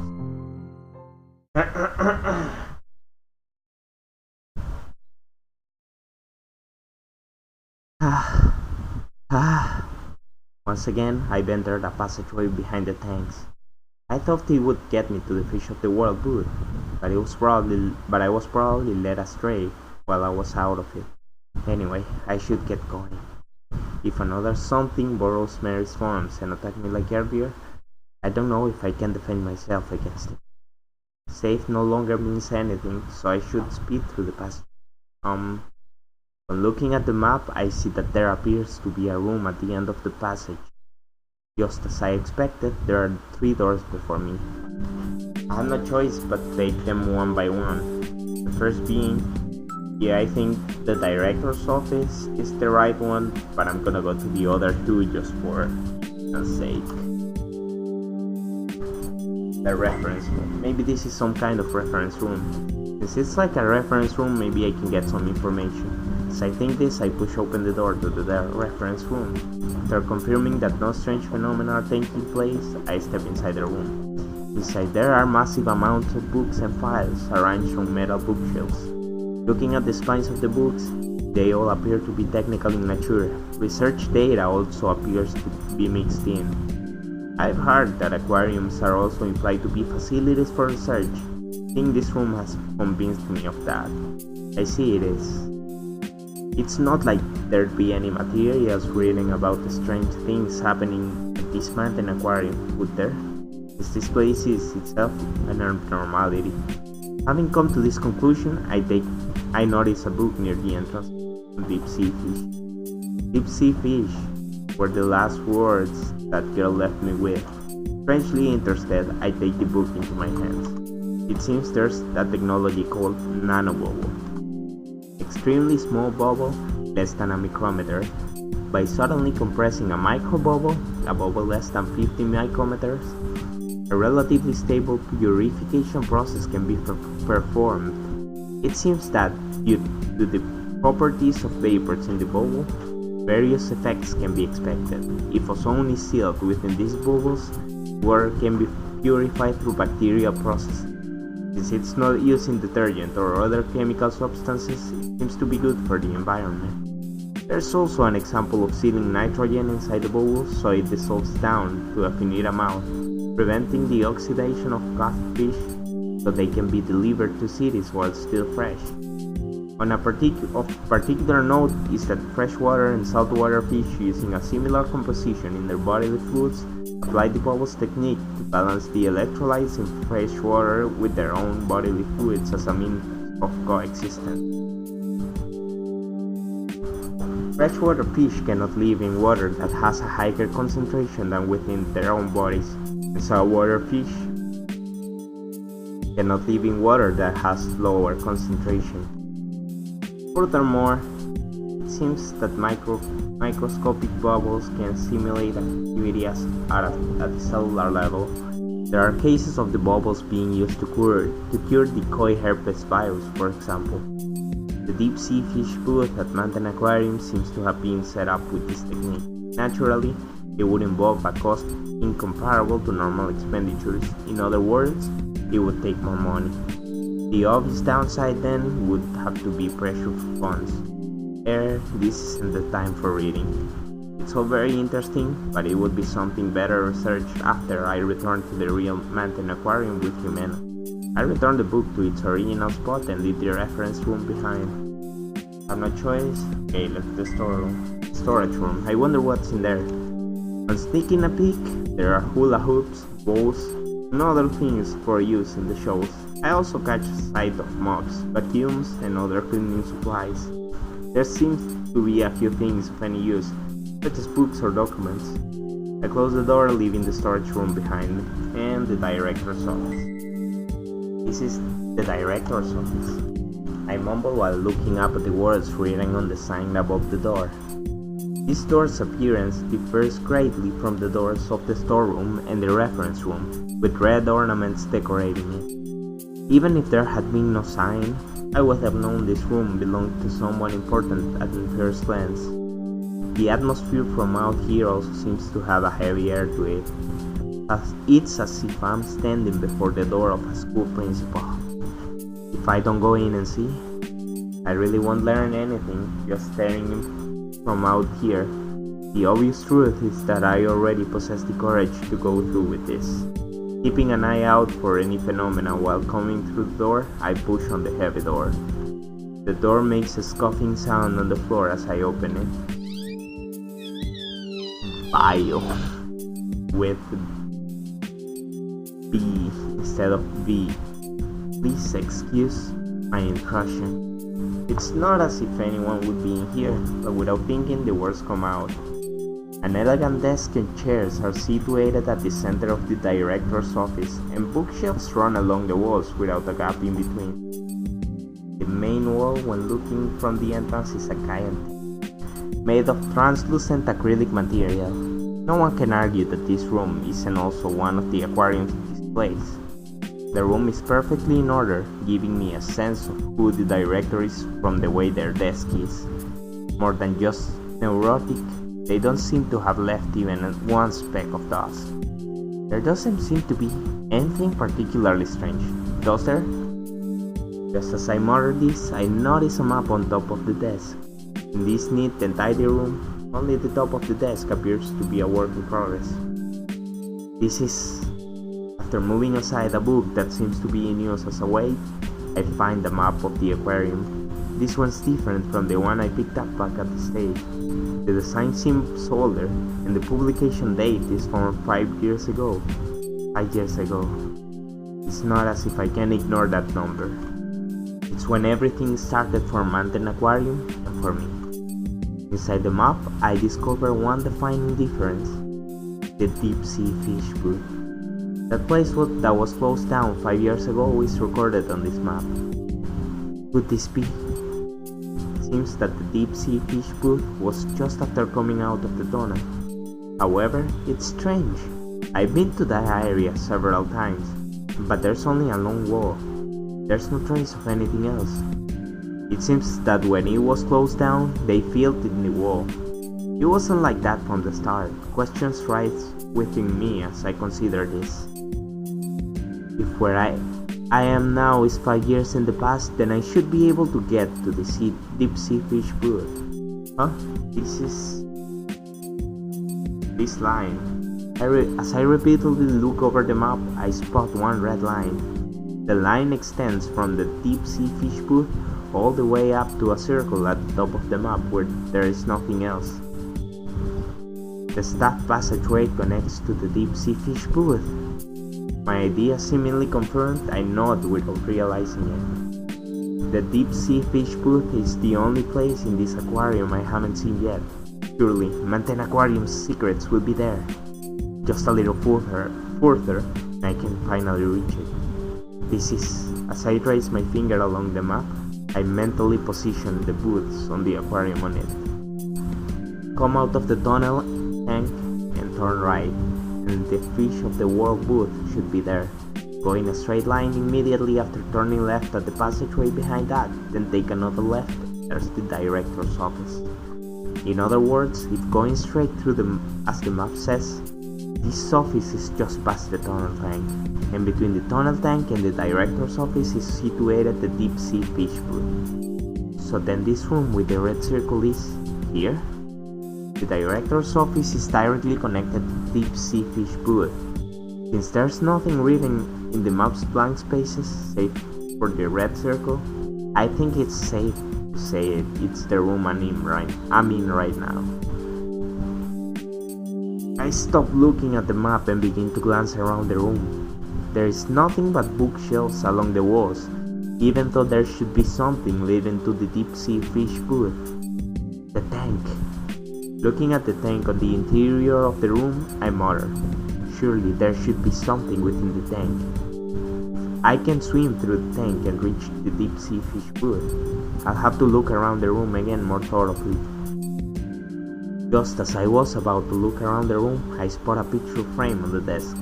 It is of two people standing side by side, but it has probably been stretched from its original resolution, making it hard to clearly distinguish the face. However, they are familiar.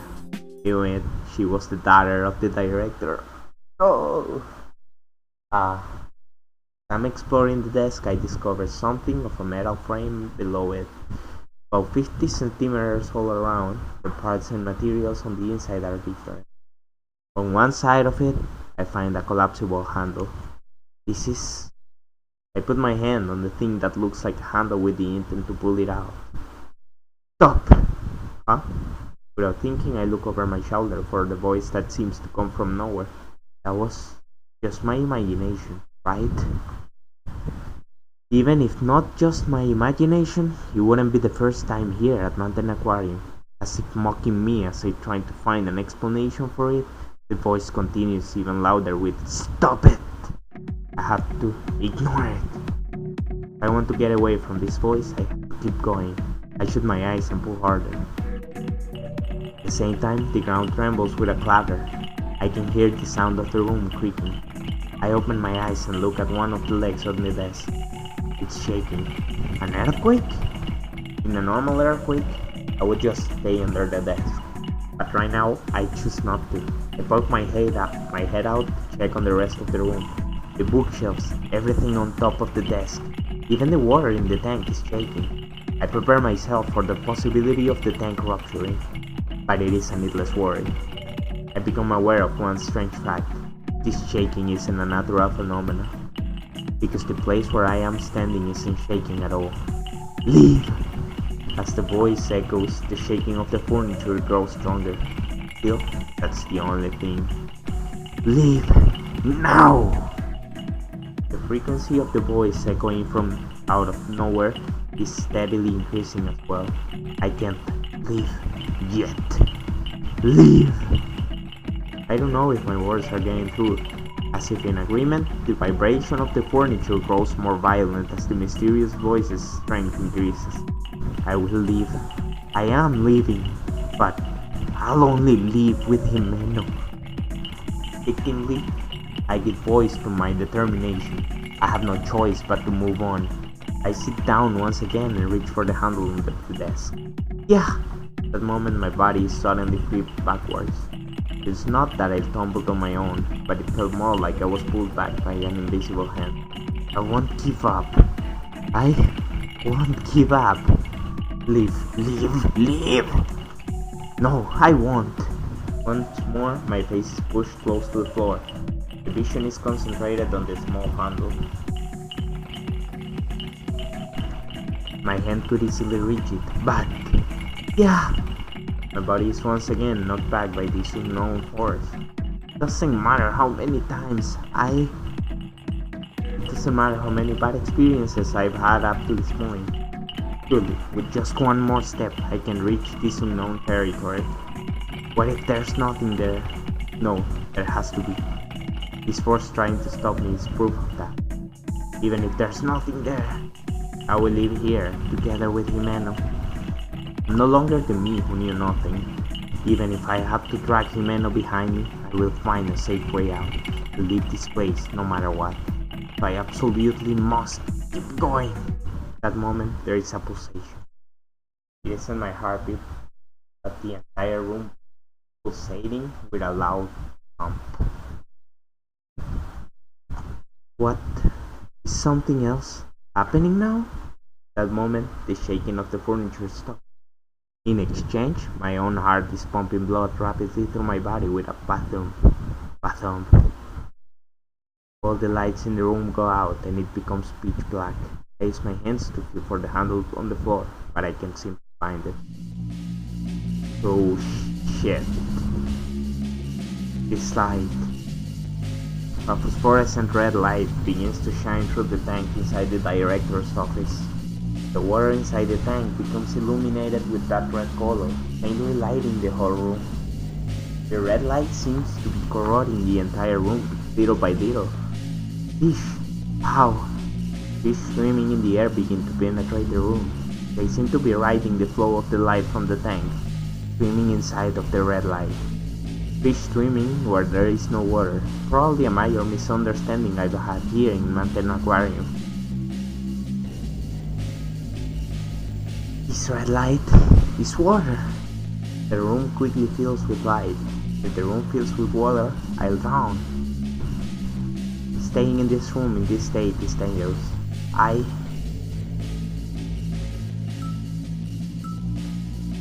stick around. I can't give up. Courage springs from within me. If I'm going to escape from this Manten Aquarium with Himeno, I have to overcome this obstacle. Going from midair to underwater, I have to overcome this nightmare trying to force me to drown to death. I've escaped so many times and I've been rescued from the brink of death. However, I won't lose anymore. The red light is eroding the room and numerous fish are swimming. When I saved that girl, I overcame a similar obstacle. By knowing something by chance about the creature's habitat, I was able to do something about the situation. However, I can't use the same method here. There are no machines, and there are too many varieties of fish for me to know about them. Moreover, I need to find a more basic solution. That girl whose name I don't even know, she talked about a grudge. There were two cases, a murder investigation and a mass schooling involved this malice. So yeah, let's go back, get the bad ending and then continue. Stick around. Oh, that's the other one.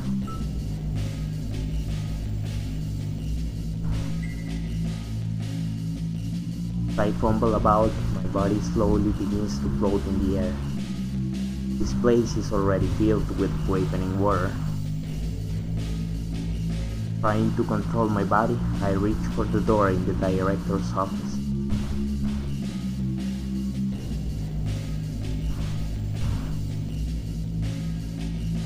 I have to get out at once. At this rate, I need to pull myself together in a safe place. My fingertip somehow touches the door. I grab the doorknob and I can't move it. The one way in and out won't budge. Or I cough up the remaining oxygen in my lungs in shock where the door refuses to open. My body is nonchalantly overcome with the sensation of floating. Just like that, I lose consciousness.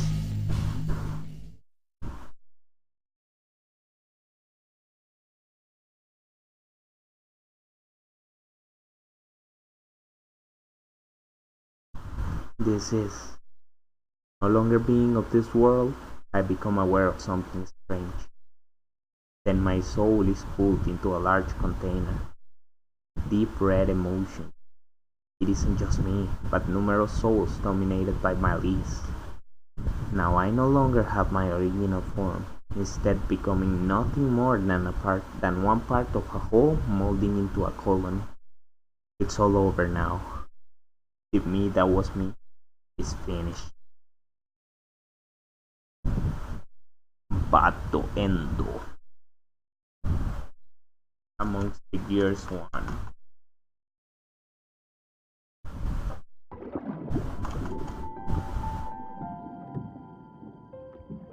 I still want to save the purple hair girl.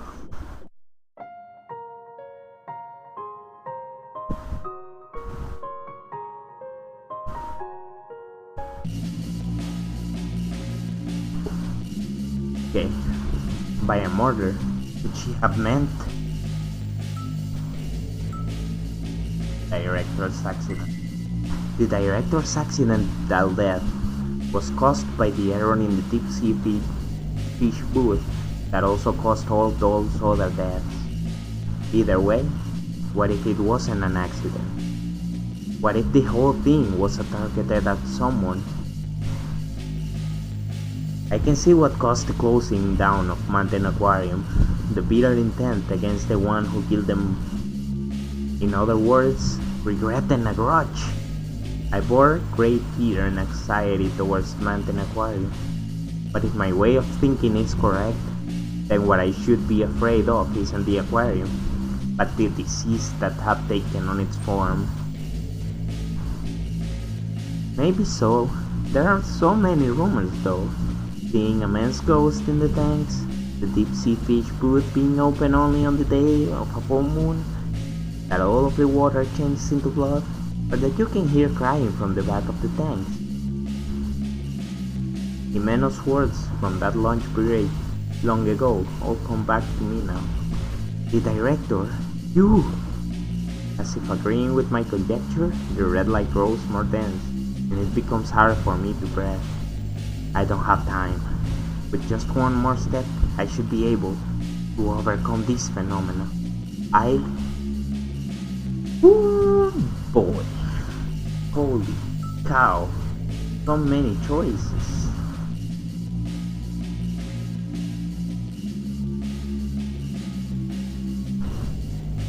Okay, so it's probably the pocket one, since we have, the girl's amulet, which is his daughter. So let's do all the other ones first. Reach on top of the desk. Almost subconsciously, I reach for the top of the desk. My fingertips brush the wooden frame of the picture, then struggle against the water's resistance.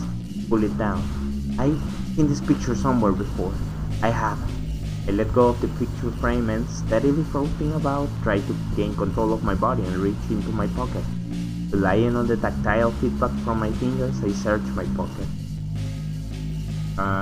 Seems to be the same. Okay, let's do the other two then. Reach out for the bookshelf. Something in the bookshelf. Hoping against hope, I try to control my wobbling body and reach out my hand. I touch the books. Something. Anything would be good. I search for something to help me overcome this situation.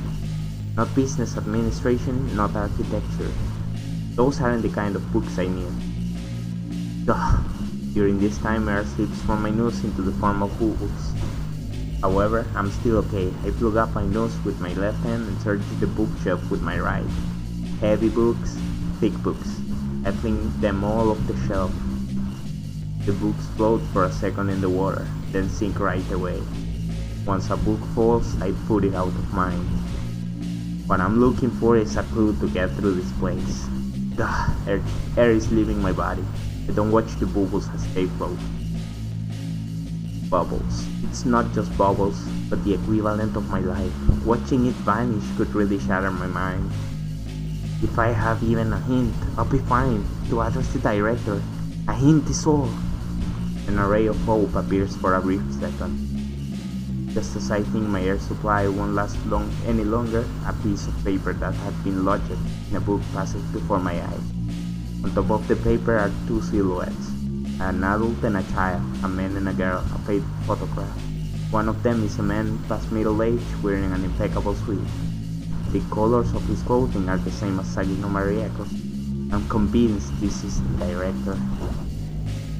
That's right. Having relaxed for a second, the corners of my mouth loosen as well.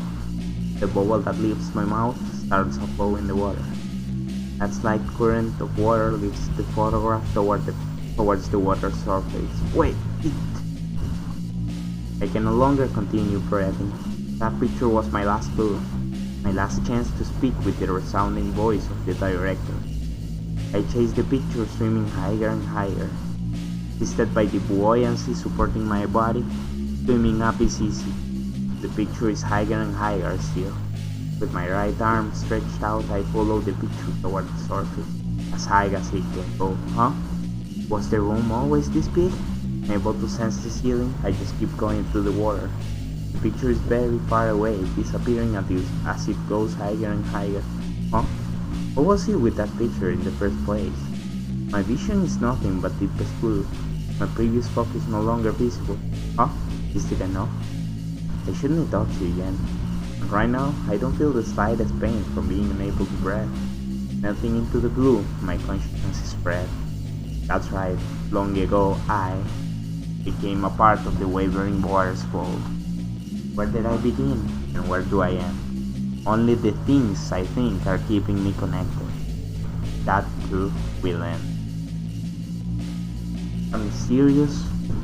It's mysterious, or so, that's how I feel. And another button. You, and you, and me? There is no difference between us. We are but one larger flow. The things we can feel are larger than we ever could imagine. Something is here, carrying with it something I've lost. Some sort of form has come.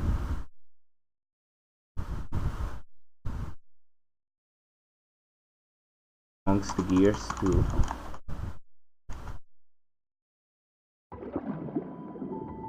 I'm guessing the door ending will be the same. We'll reach for the pocket.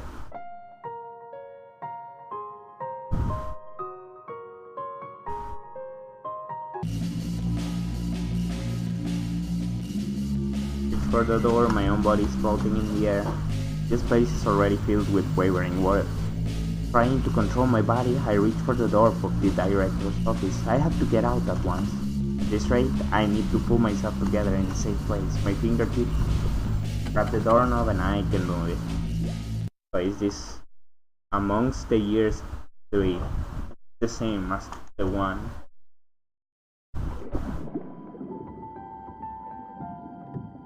So we're gonna go for the pocket now, which should be the first choice we have. So apparently there's two choices that won't lead to parentage unless she doesn't identify that the director is the one in the picture. We're gonna go directly for our pocket. My own body has taken on buoyancy and is floating around. This entire room is now underwater. It doesn't just have water in it, but it's hissing water. As I try to control my wavering body, I search for my pocket. My fingers feel something and I pull it out. It is the keychain with the starfish charm. Sticker photo is attached to the back. Director, if you can hear me, from somewhere, watch this. A bubble as big as my mouth leaps out. The red bubble rises up through the interval between the air and the water. I cover my nose and mouth with my left hand and hoist the keychain up high. My lungs are at their limits. The results of my defiance will be life or death. If my conviction is nothing more than a mistake, I die by suffocation. However, will I hurt? This is the last bit of air in my lungs. The last bit of air in my lungs. This little red bubble climbed into the heavens, along with my memories. The inside of my head is becoming murky. There isn't enough oxygen. I'll die. In just a matter of seconds, I will drown to death. Stop this, Father. In time with a girl's voice, I feel the pain of my body crashing into the ground. Is she alive? No, she's dead. Yeah. With a thought, my butt begins to hurt. However, that pain is proof that the director's office has returned to normal. Without hesitation, I feel grateful for gravity. It's alright now, Father. Tayo? Just like when I try to open the floor, a voice echoes through the room. As I steady my breathing, I look around me and survey the room. As expected, I cannot find the source of the voice. I've heard his voice before.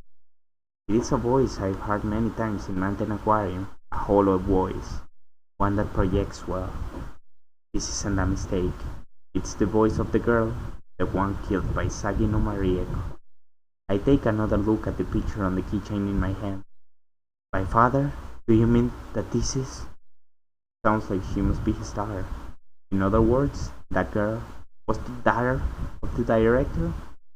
She is, so then, that's why. I realized that she is the daughter of the director whose murder was made to look accidental. Which is why she was so tenaciously pursued the secrets of Manten Aquarium. Along with surprise, I feel understanding. A blue light shines through the translucent tank.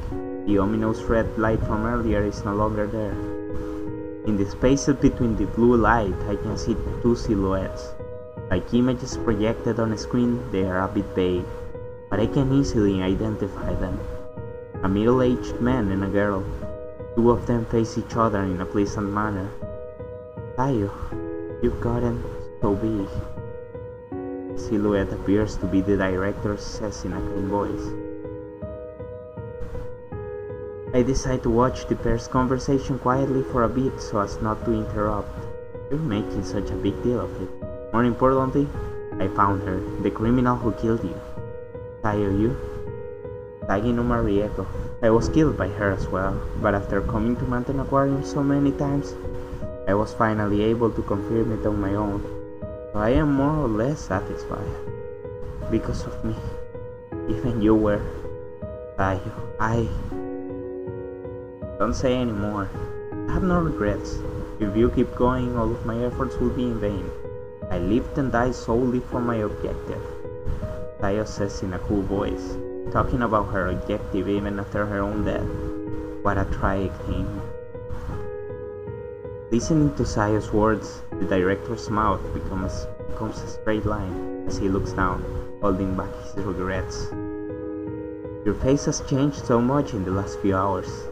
Huh? Me? Tayo shifts her gaze from the director to me. She turns her attention from the director and continues.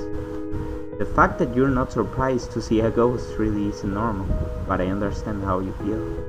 Yeah, that's right. I suppose you could say I've gotten used to it.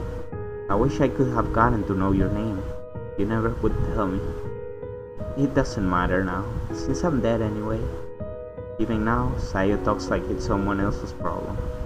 The director at her side responds to the question about her name. You know what? Sayo, this brings back memories of another great girl that died. Not like this! Why do all the Sayos have to die? Sakuragi Sayo.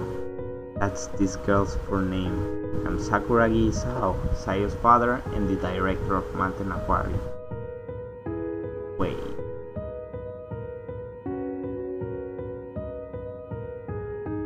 So you are the director after all. It would probably be more accurate to say former. But it seems I lost my sense of reason for a long time. I wonder why it's only now that I regained my senses. Lost his sense of reason, he says, as if that's no longer the case. Nevertheless, his story seems to substantiate the theory that Manten Aquarium gives form to grudges. Having returned to his senses, no strange phenomena should take place. On the contrary, I could say that the earlier poltergeist phenomenon the director caused would also serve as proof, but I don't see any need to blame him. Wasn't it seeing Sayo-chan that returned you to your senses?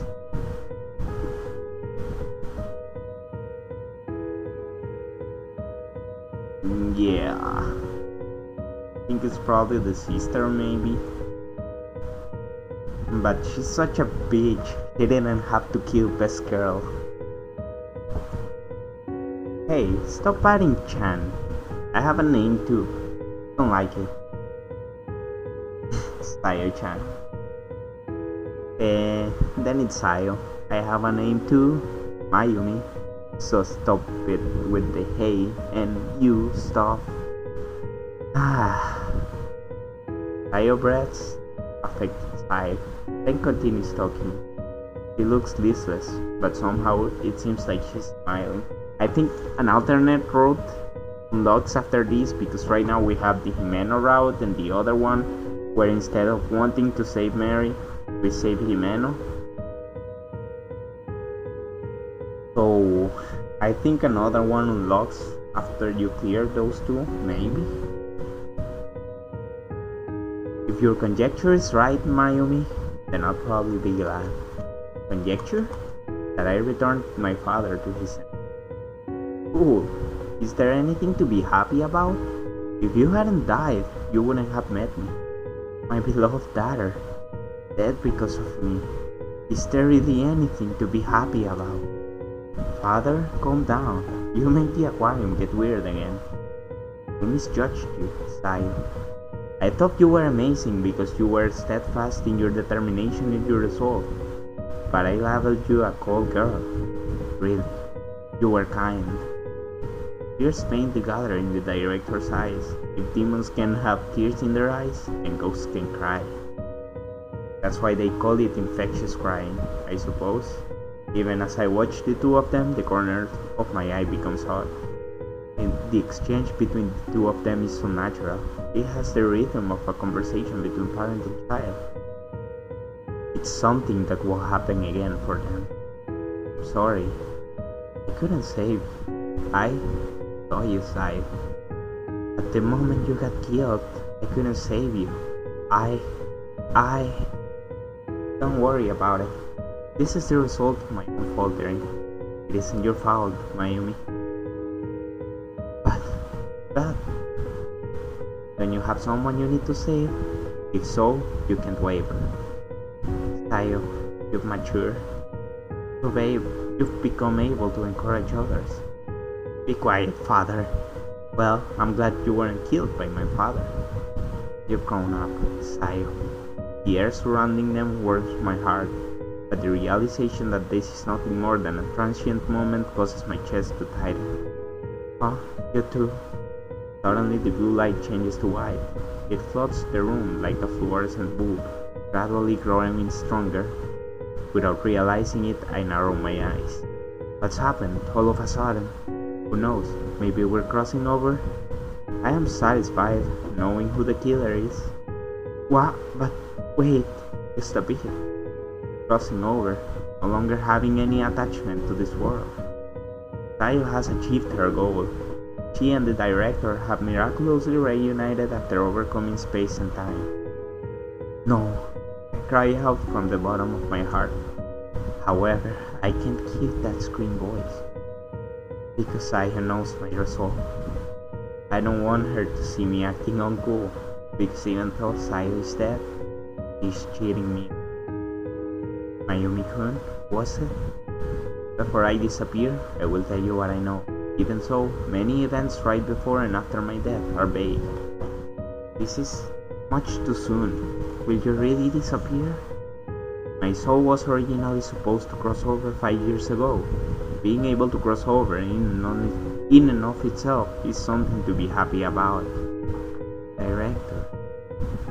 I don't want to cause anyone trouble like father did. I just want to go right away. Before our souls are taken, to have completely reconciled their lives. Souls being taken. It's something I only barely understand. If it happens, just as it did before with the director, then only their grudge and malice will continue to be expressed in this world. When it's time to die, one crosses over. It's probably best to see it from my spirit's position. But then, they can't be happy together. I stiffly endured his words. Unconcerned with my own thoughts, the director begins to speak. 5 years ago, Manten Aquarium experienced a financial hardship. With diverse options for entertainment and a more direct subway system, customer traffic decreased as people were flocking to towns other than Manten. The management of the aquarium was seeing large costs from the purchase of exhibits, the large amount of feed required, and the cost of paying for the employees. Also, due to the location of Manten Aquarium, the cost of transporting seawater is high. In addition, the deep-sea fish booth that served as the centerpiece at that time used the latest technology and required enormous maintenance costs due to its size. I was being pressed by many decisions, letting go of employees, reducing display space, the widening of the target demographic, and the closing of the deep-sea fish booth. I couldn't bring myself to cast aside anything from my beloved aquarium. I tried to do the impossible in the hopes of producing results, but in the end, it boiled down to a confrontation with Saginuma Rieko and those who stood with her. I was eliminated in the most rational way possible. In other words, I was killed. It was made to look like an on-the-job accident. The director continues, unperturbed by my trembling. I rise to my feet and reach out a hand to Saya. She's also listening quietly to the director's matter-of-fact way of speaking. Her phone seems so fragile. I am unable to touch the image she's projecting into the light. Oh, what was their last name again?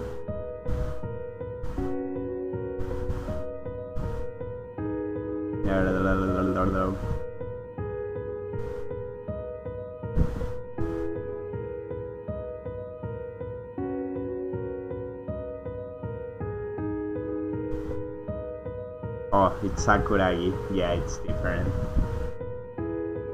Despite my position amongst management, I let her know, in not so subtle terms, how I feel about her. This gave her all the motive she needed. I have no doubt that my murder was, in some part, because I pushed her too far. Who done it, why done it, how done it. We're still missing the how done it. Beside me, Tayo lowers her head. However, she listens carefully to the director's monologue. I studied the director's face and waited for the rest of the story. Then Sagi no Marieko sent all of the fish in the deep-sea fish food to their deaths. There were 1,217 of them in all. There were probably those employees who had their doubts in regards to the recurrence of unlikely accidents. Those that knew even the slightest bit about our management stuck their heads in the sand and just dismissed it as cost-cutting in some way. It's awful. By our rights, it is something fathers should consider as a manager. Yes, at times such a thing becomes necessary. Sagi no Marieko held neither reverence nor regret towards the fish he, a human, killed. She probably smiled while killing them, forcing them to bear the brunt of her rage and grudge against me. My soul was already here. It's hard to put into words, but I'm what you might call a Yibakure, spirit bound to this place. Sympathizing with the souls of all those fish, I offered up my soul to Manten Aquarium. So then, the grudge you and the fish bore created the world I am in now? The director nods with a serious face. I instinctively swallow. The Red Manten Aquarium. I've taken to calling it that. Without regard for when, they took vengeance to dispel their regrets. It didn't matter if it involved people or fish, they merely turned to anger. There was nothing I could do. As a human with an independent will and emotions, my soul was the cornerstone, but the fish were the ones to rule Manten Aquarium. There was no distinction for the value of life. The thousands of fish spirits overpowered my own sense of reasoning. Then why now? I am sorry, but I don't clearly understand it either. I may be ubiquitous throughout this Red Manten Aquarium, but I am merely a cord that bore its grudge, nothing more. There are far too many things I cannot explain. But if I were to venture a guess, I would think that my reunion with Sayo has led my soul to stop producing negative emotions. Upon becoming useless, I was probably ejected from the Red Manten Aquarium. Theories and such probably don't matter, Mayumi-kun. Thanks to you bringing Sayo and I together that this miracle occurred. I don't need any further explanation of that. I hope in the alternate route we can save Sayo. The director smiles peacefully. He probably doesn't remember the details of what he put us through. If he did, he wouldn't be smiling. Still, it isn't like the director is directly responsible for his sins. Sins are born from a person's ill will. If I trust the director's words, then that isn't the case here. It is sending me to be hatred for something with no form, a cornerstone. Having lost me, the one directing their malice, the fish spirits should also disappear. They should cross over. The director says in a relaxed tone, there's some thought. In other words, the Red Manten Aquarium will disappear? If my theory is correct, that is what should happen. Done with my soul's disappearance, the Red Manten Aquarium should begin to crumble. This is This isn't something I know for sure, merely a hunch, but it seems I am a part of Manten Aquarium after all. Please don't lament the fact that I will disappear. It was your courage that rescued us from this place, this red Manten Aquarium. I didn't save you. My words of denial won't come out. Surely, the director is satisfied already, after having his soul bound for 5 years and squeezed for every drop of my lease. Just releasing him was saving him, so I can't elude that fact. Before we part ways, I'll return this to you. This keychain. Tayo hands me a keychain. It is a droplet-shaped keychain, one with a jellyfish attached. It is unmistakably the keychain from my memories. Why, Tayo? You were running without watching where you were going, and you ran into me. Don't you remember? When I was chasing Mary, I ran into someone. That's right, Himeno picked it up in all of the confusion. It was something incredibly precious to me. It never seemed like something someone could mistake. Even now, I still don't understand the mix-up. I finally realized that you had my keychain when I looked at it. That the one I picked up was yours, Mayumi. Thank you. But it wasn't that Himeno lied. The mix-up was because there were two lookalikes. I hand the keychain with the starfish charm to Sayo. The father and daughter smile at me from within the sticker picture. This piece of their lost past leaves my hand. The mix-up. A high-low mix-up. Is it gonna be a TK Bat Moon? As I hand it to her, I am unable to touch her.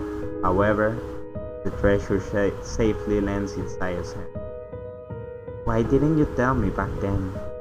Hope, probably. What do you mean?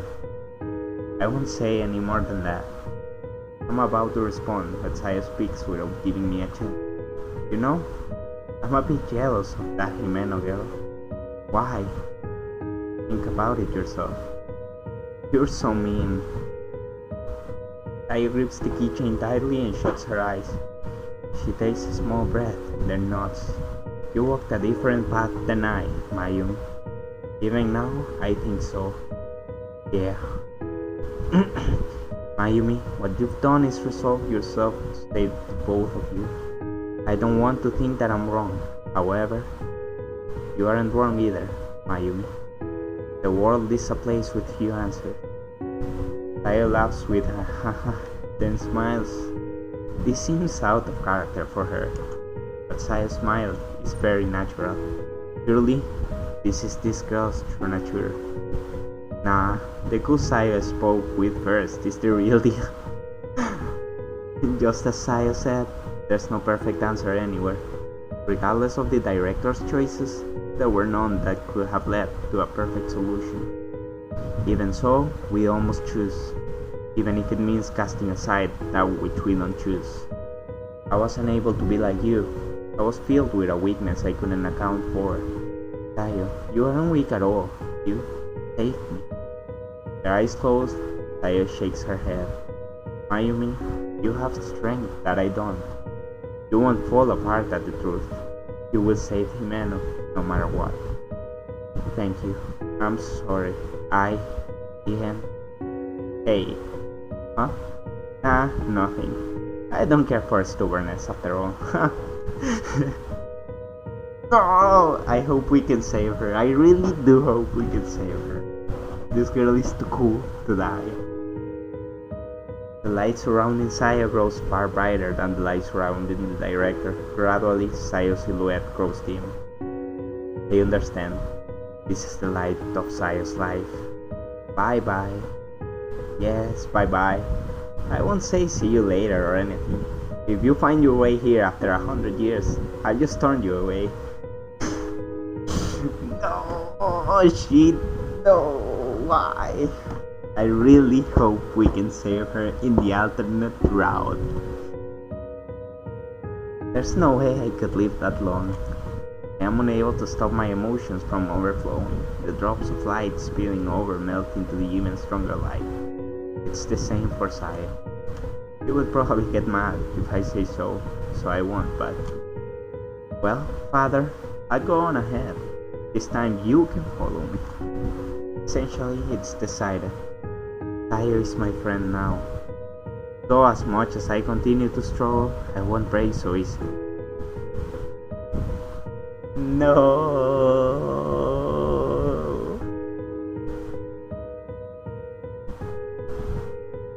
It's decided. She's my favorite character of this whole story. By the time I've wiped away my tears, Saya's light has already vanished. The director closes his eyes and begins to pray. Seeing me stand up, he quietly opens his mouth. I don't know exactly what will happen when this place crumbles. Before it happens, I think it's best that you get out of Manten Aquarium. I want to ask you about Saginuma Rieko-san. She's still alive in this aquarium, isn't she? The woman who killed not just the director, but his daughter too. Her insane smile is etched into my mind and won't disappear. Couldn't believe it. I can't remember it clearly, but I do know this. Manten Aquarium did exactly vengeance on her. Good. If she's still here in the aquarium, then she's nothing other than a ghost. She's a captive soul, bound here by the grudge and malice that pervades this place. If so, when this place crumbles, she'll disappear as well. You needn't worry. I don't need to worry. Is that true?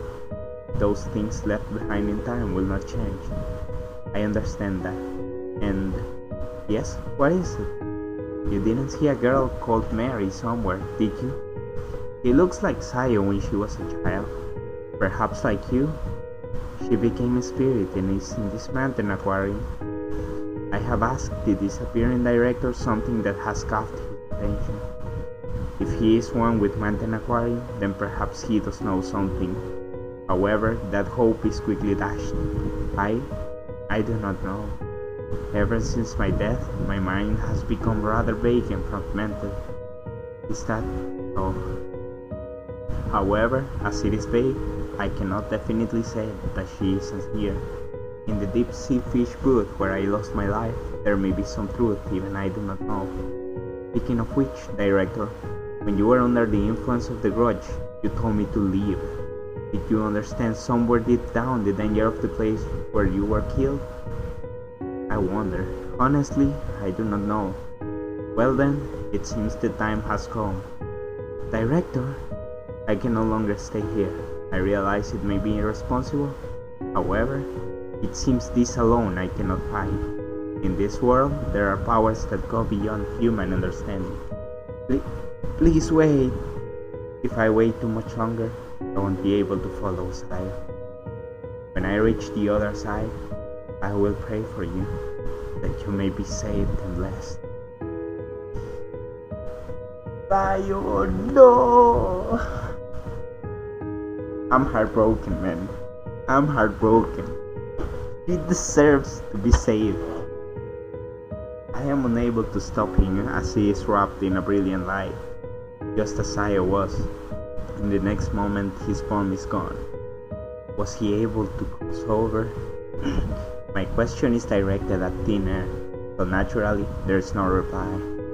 I wonder if this is a time when you should say, congratulations.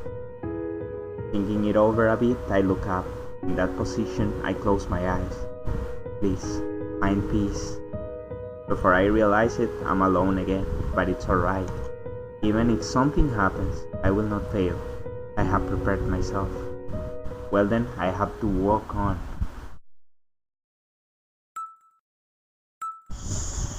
So, when is gonna be a bad ending? Let's return to Himeno's side.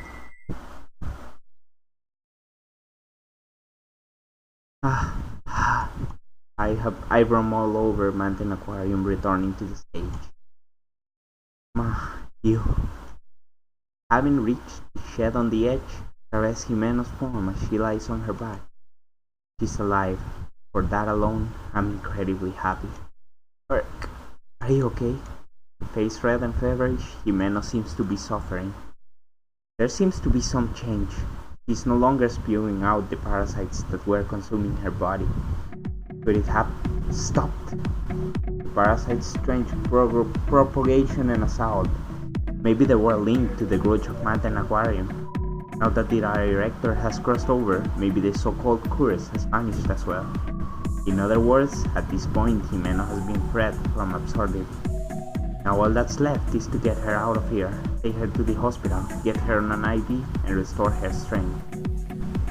Let's go, let's get going, but I can't carry on my own.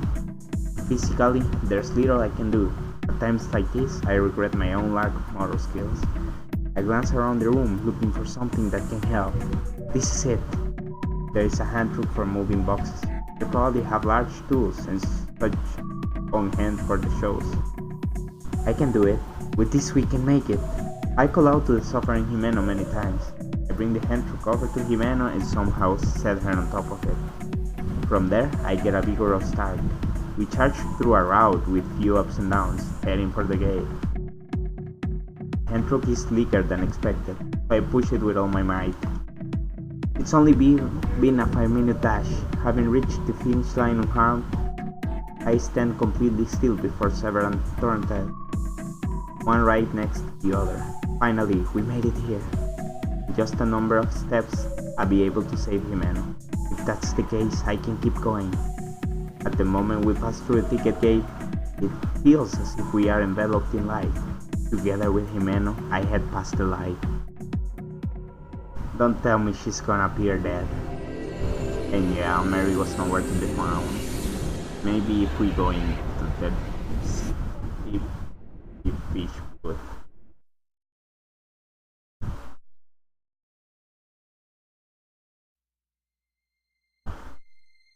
A week has passed since that dramatic escape.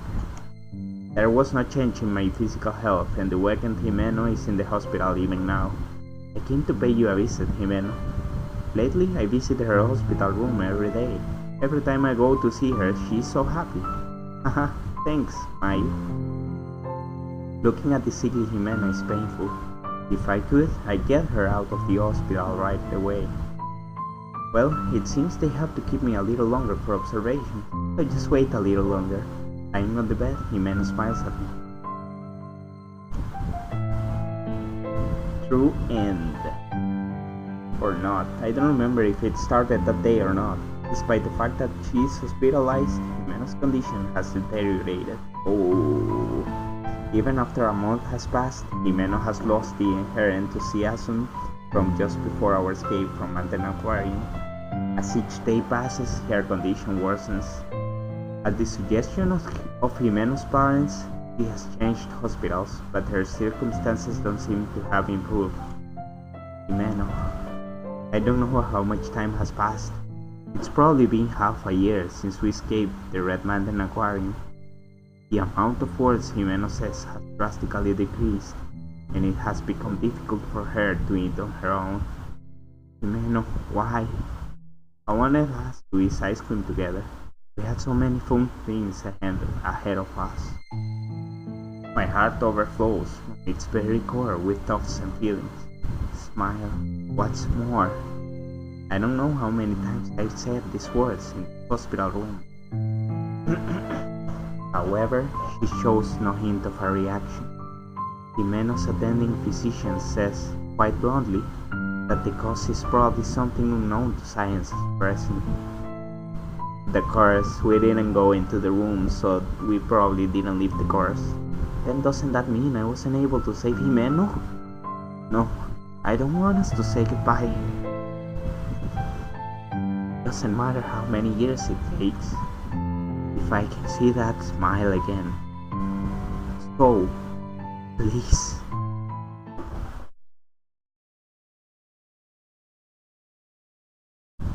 Where salvation lies. And we got an achievement called Red. And it says completed 75% of the patterns.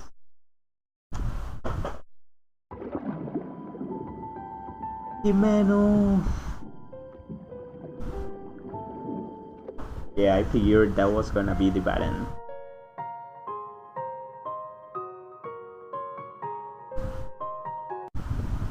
The truth quietly goes to heaven. Yeah, head for the deep sea fish. I reach for the small handle under the director's desk. Alright, so I'm gonna save here then and head to sleep. I'll probably I'll probably stream in the morning. And once again, night Heavy, thanks for coming. I'll let Sebas know as well. I'll message him.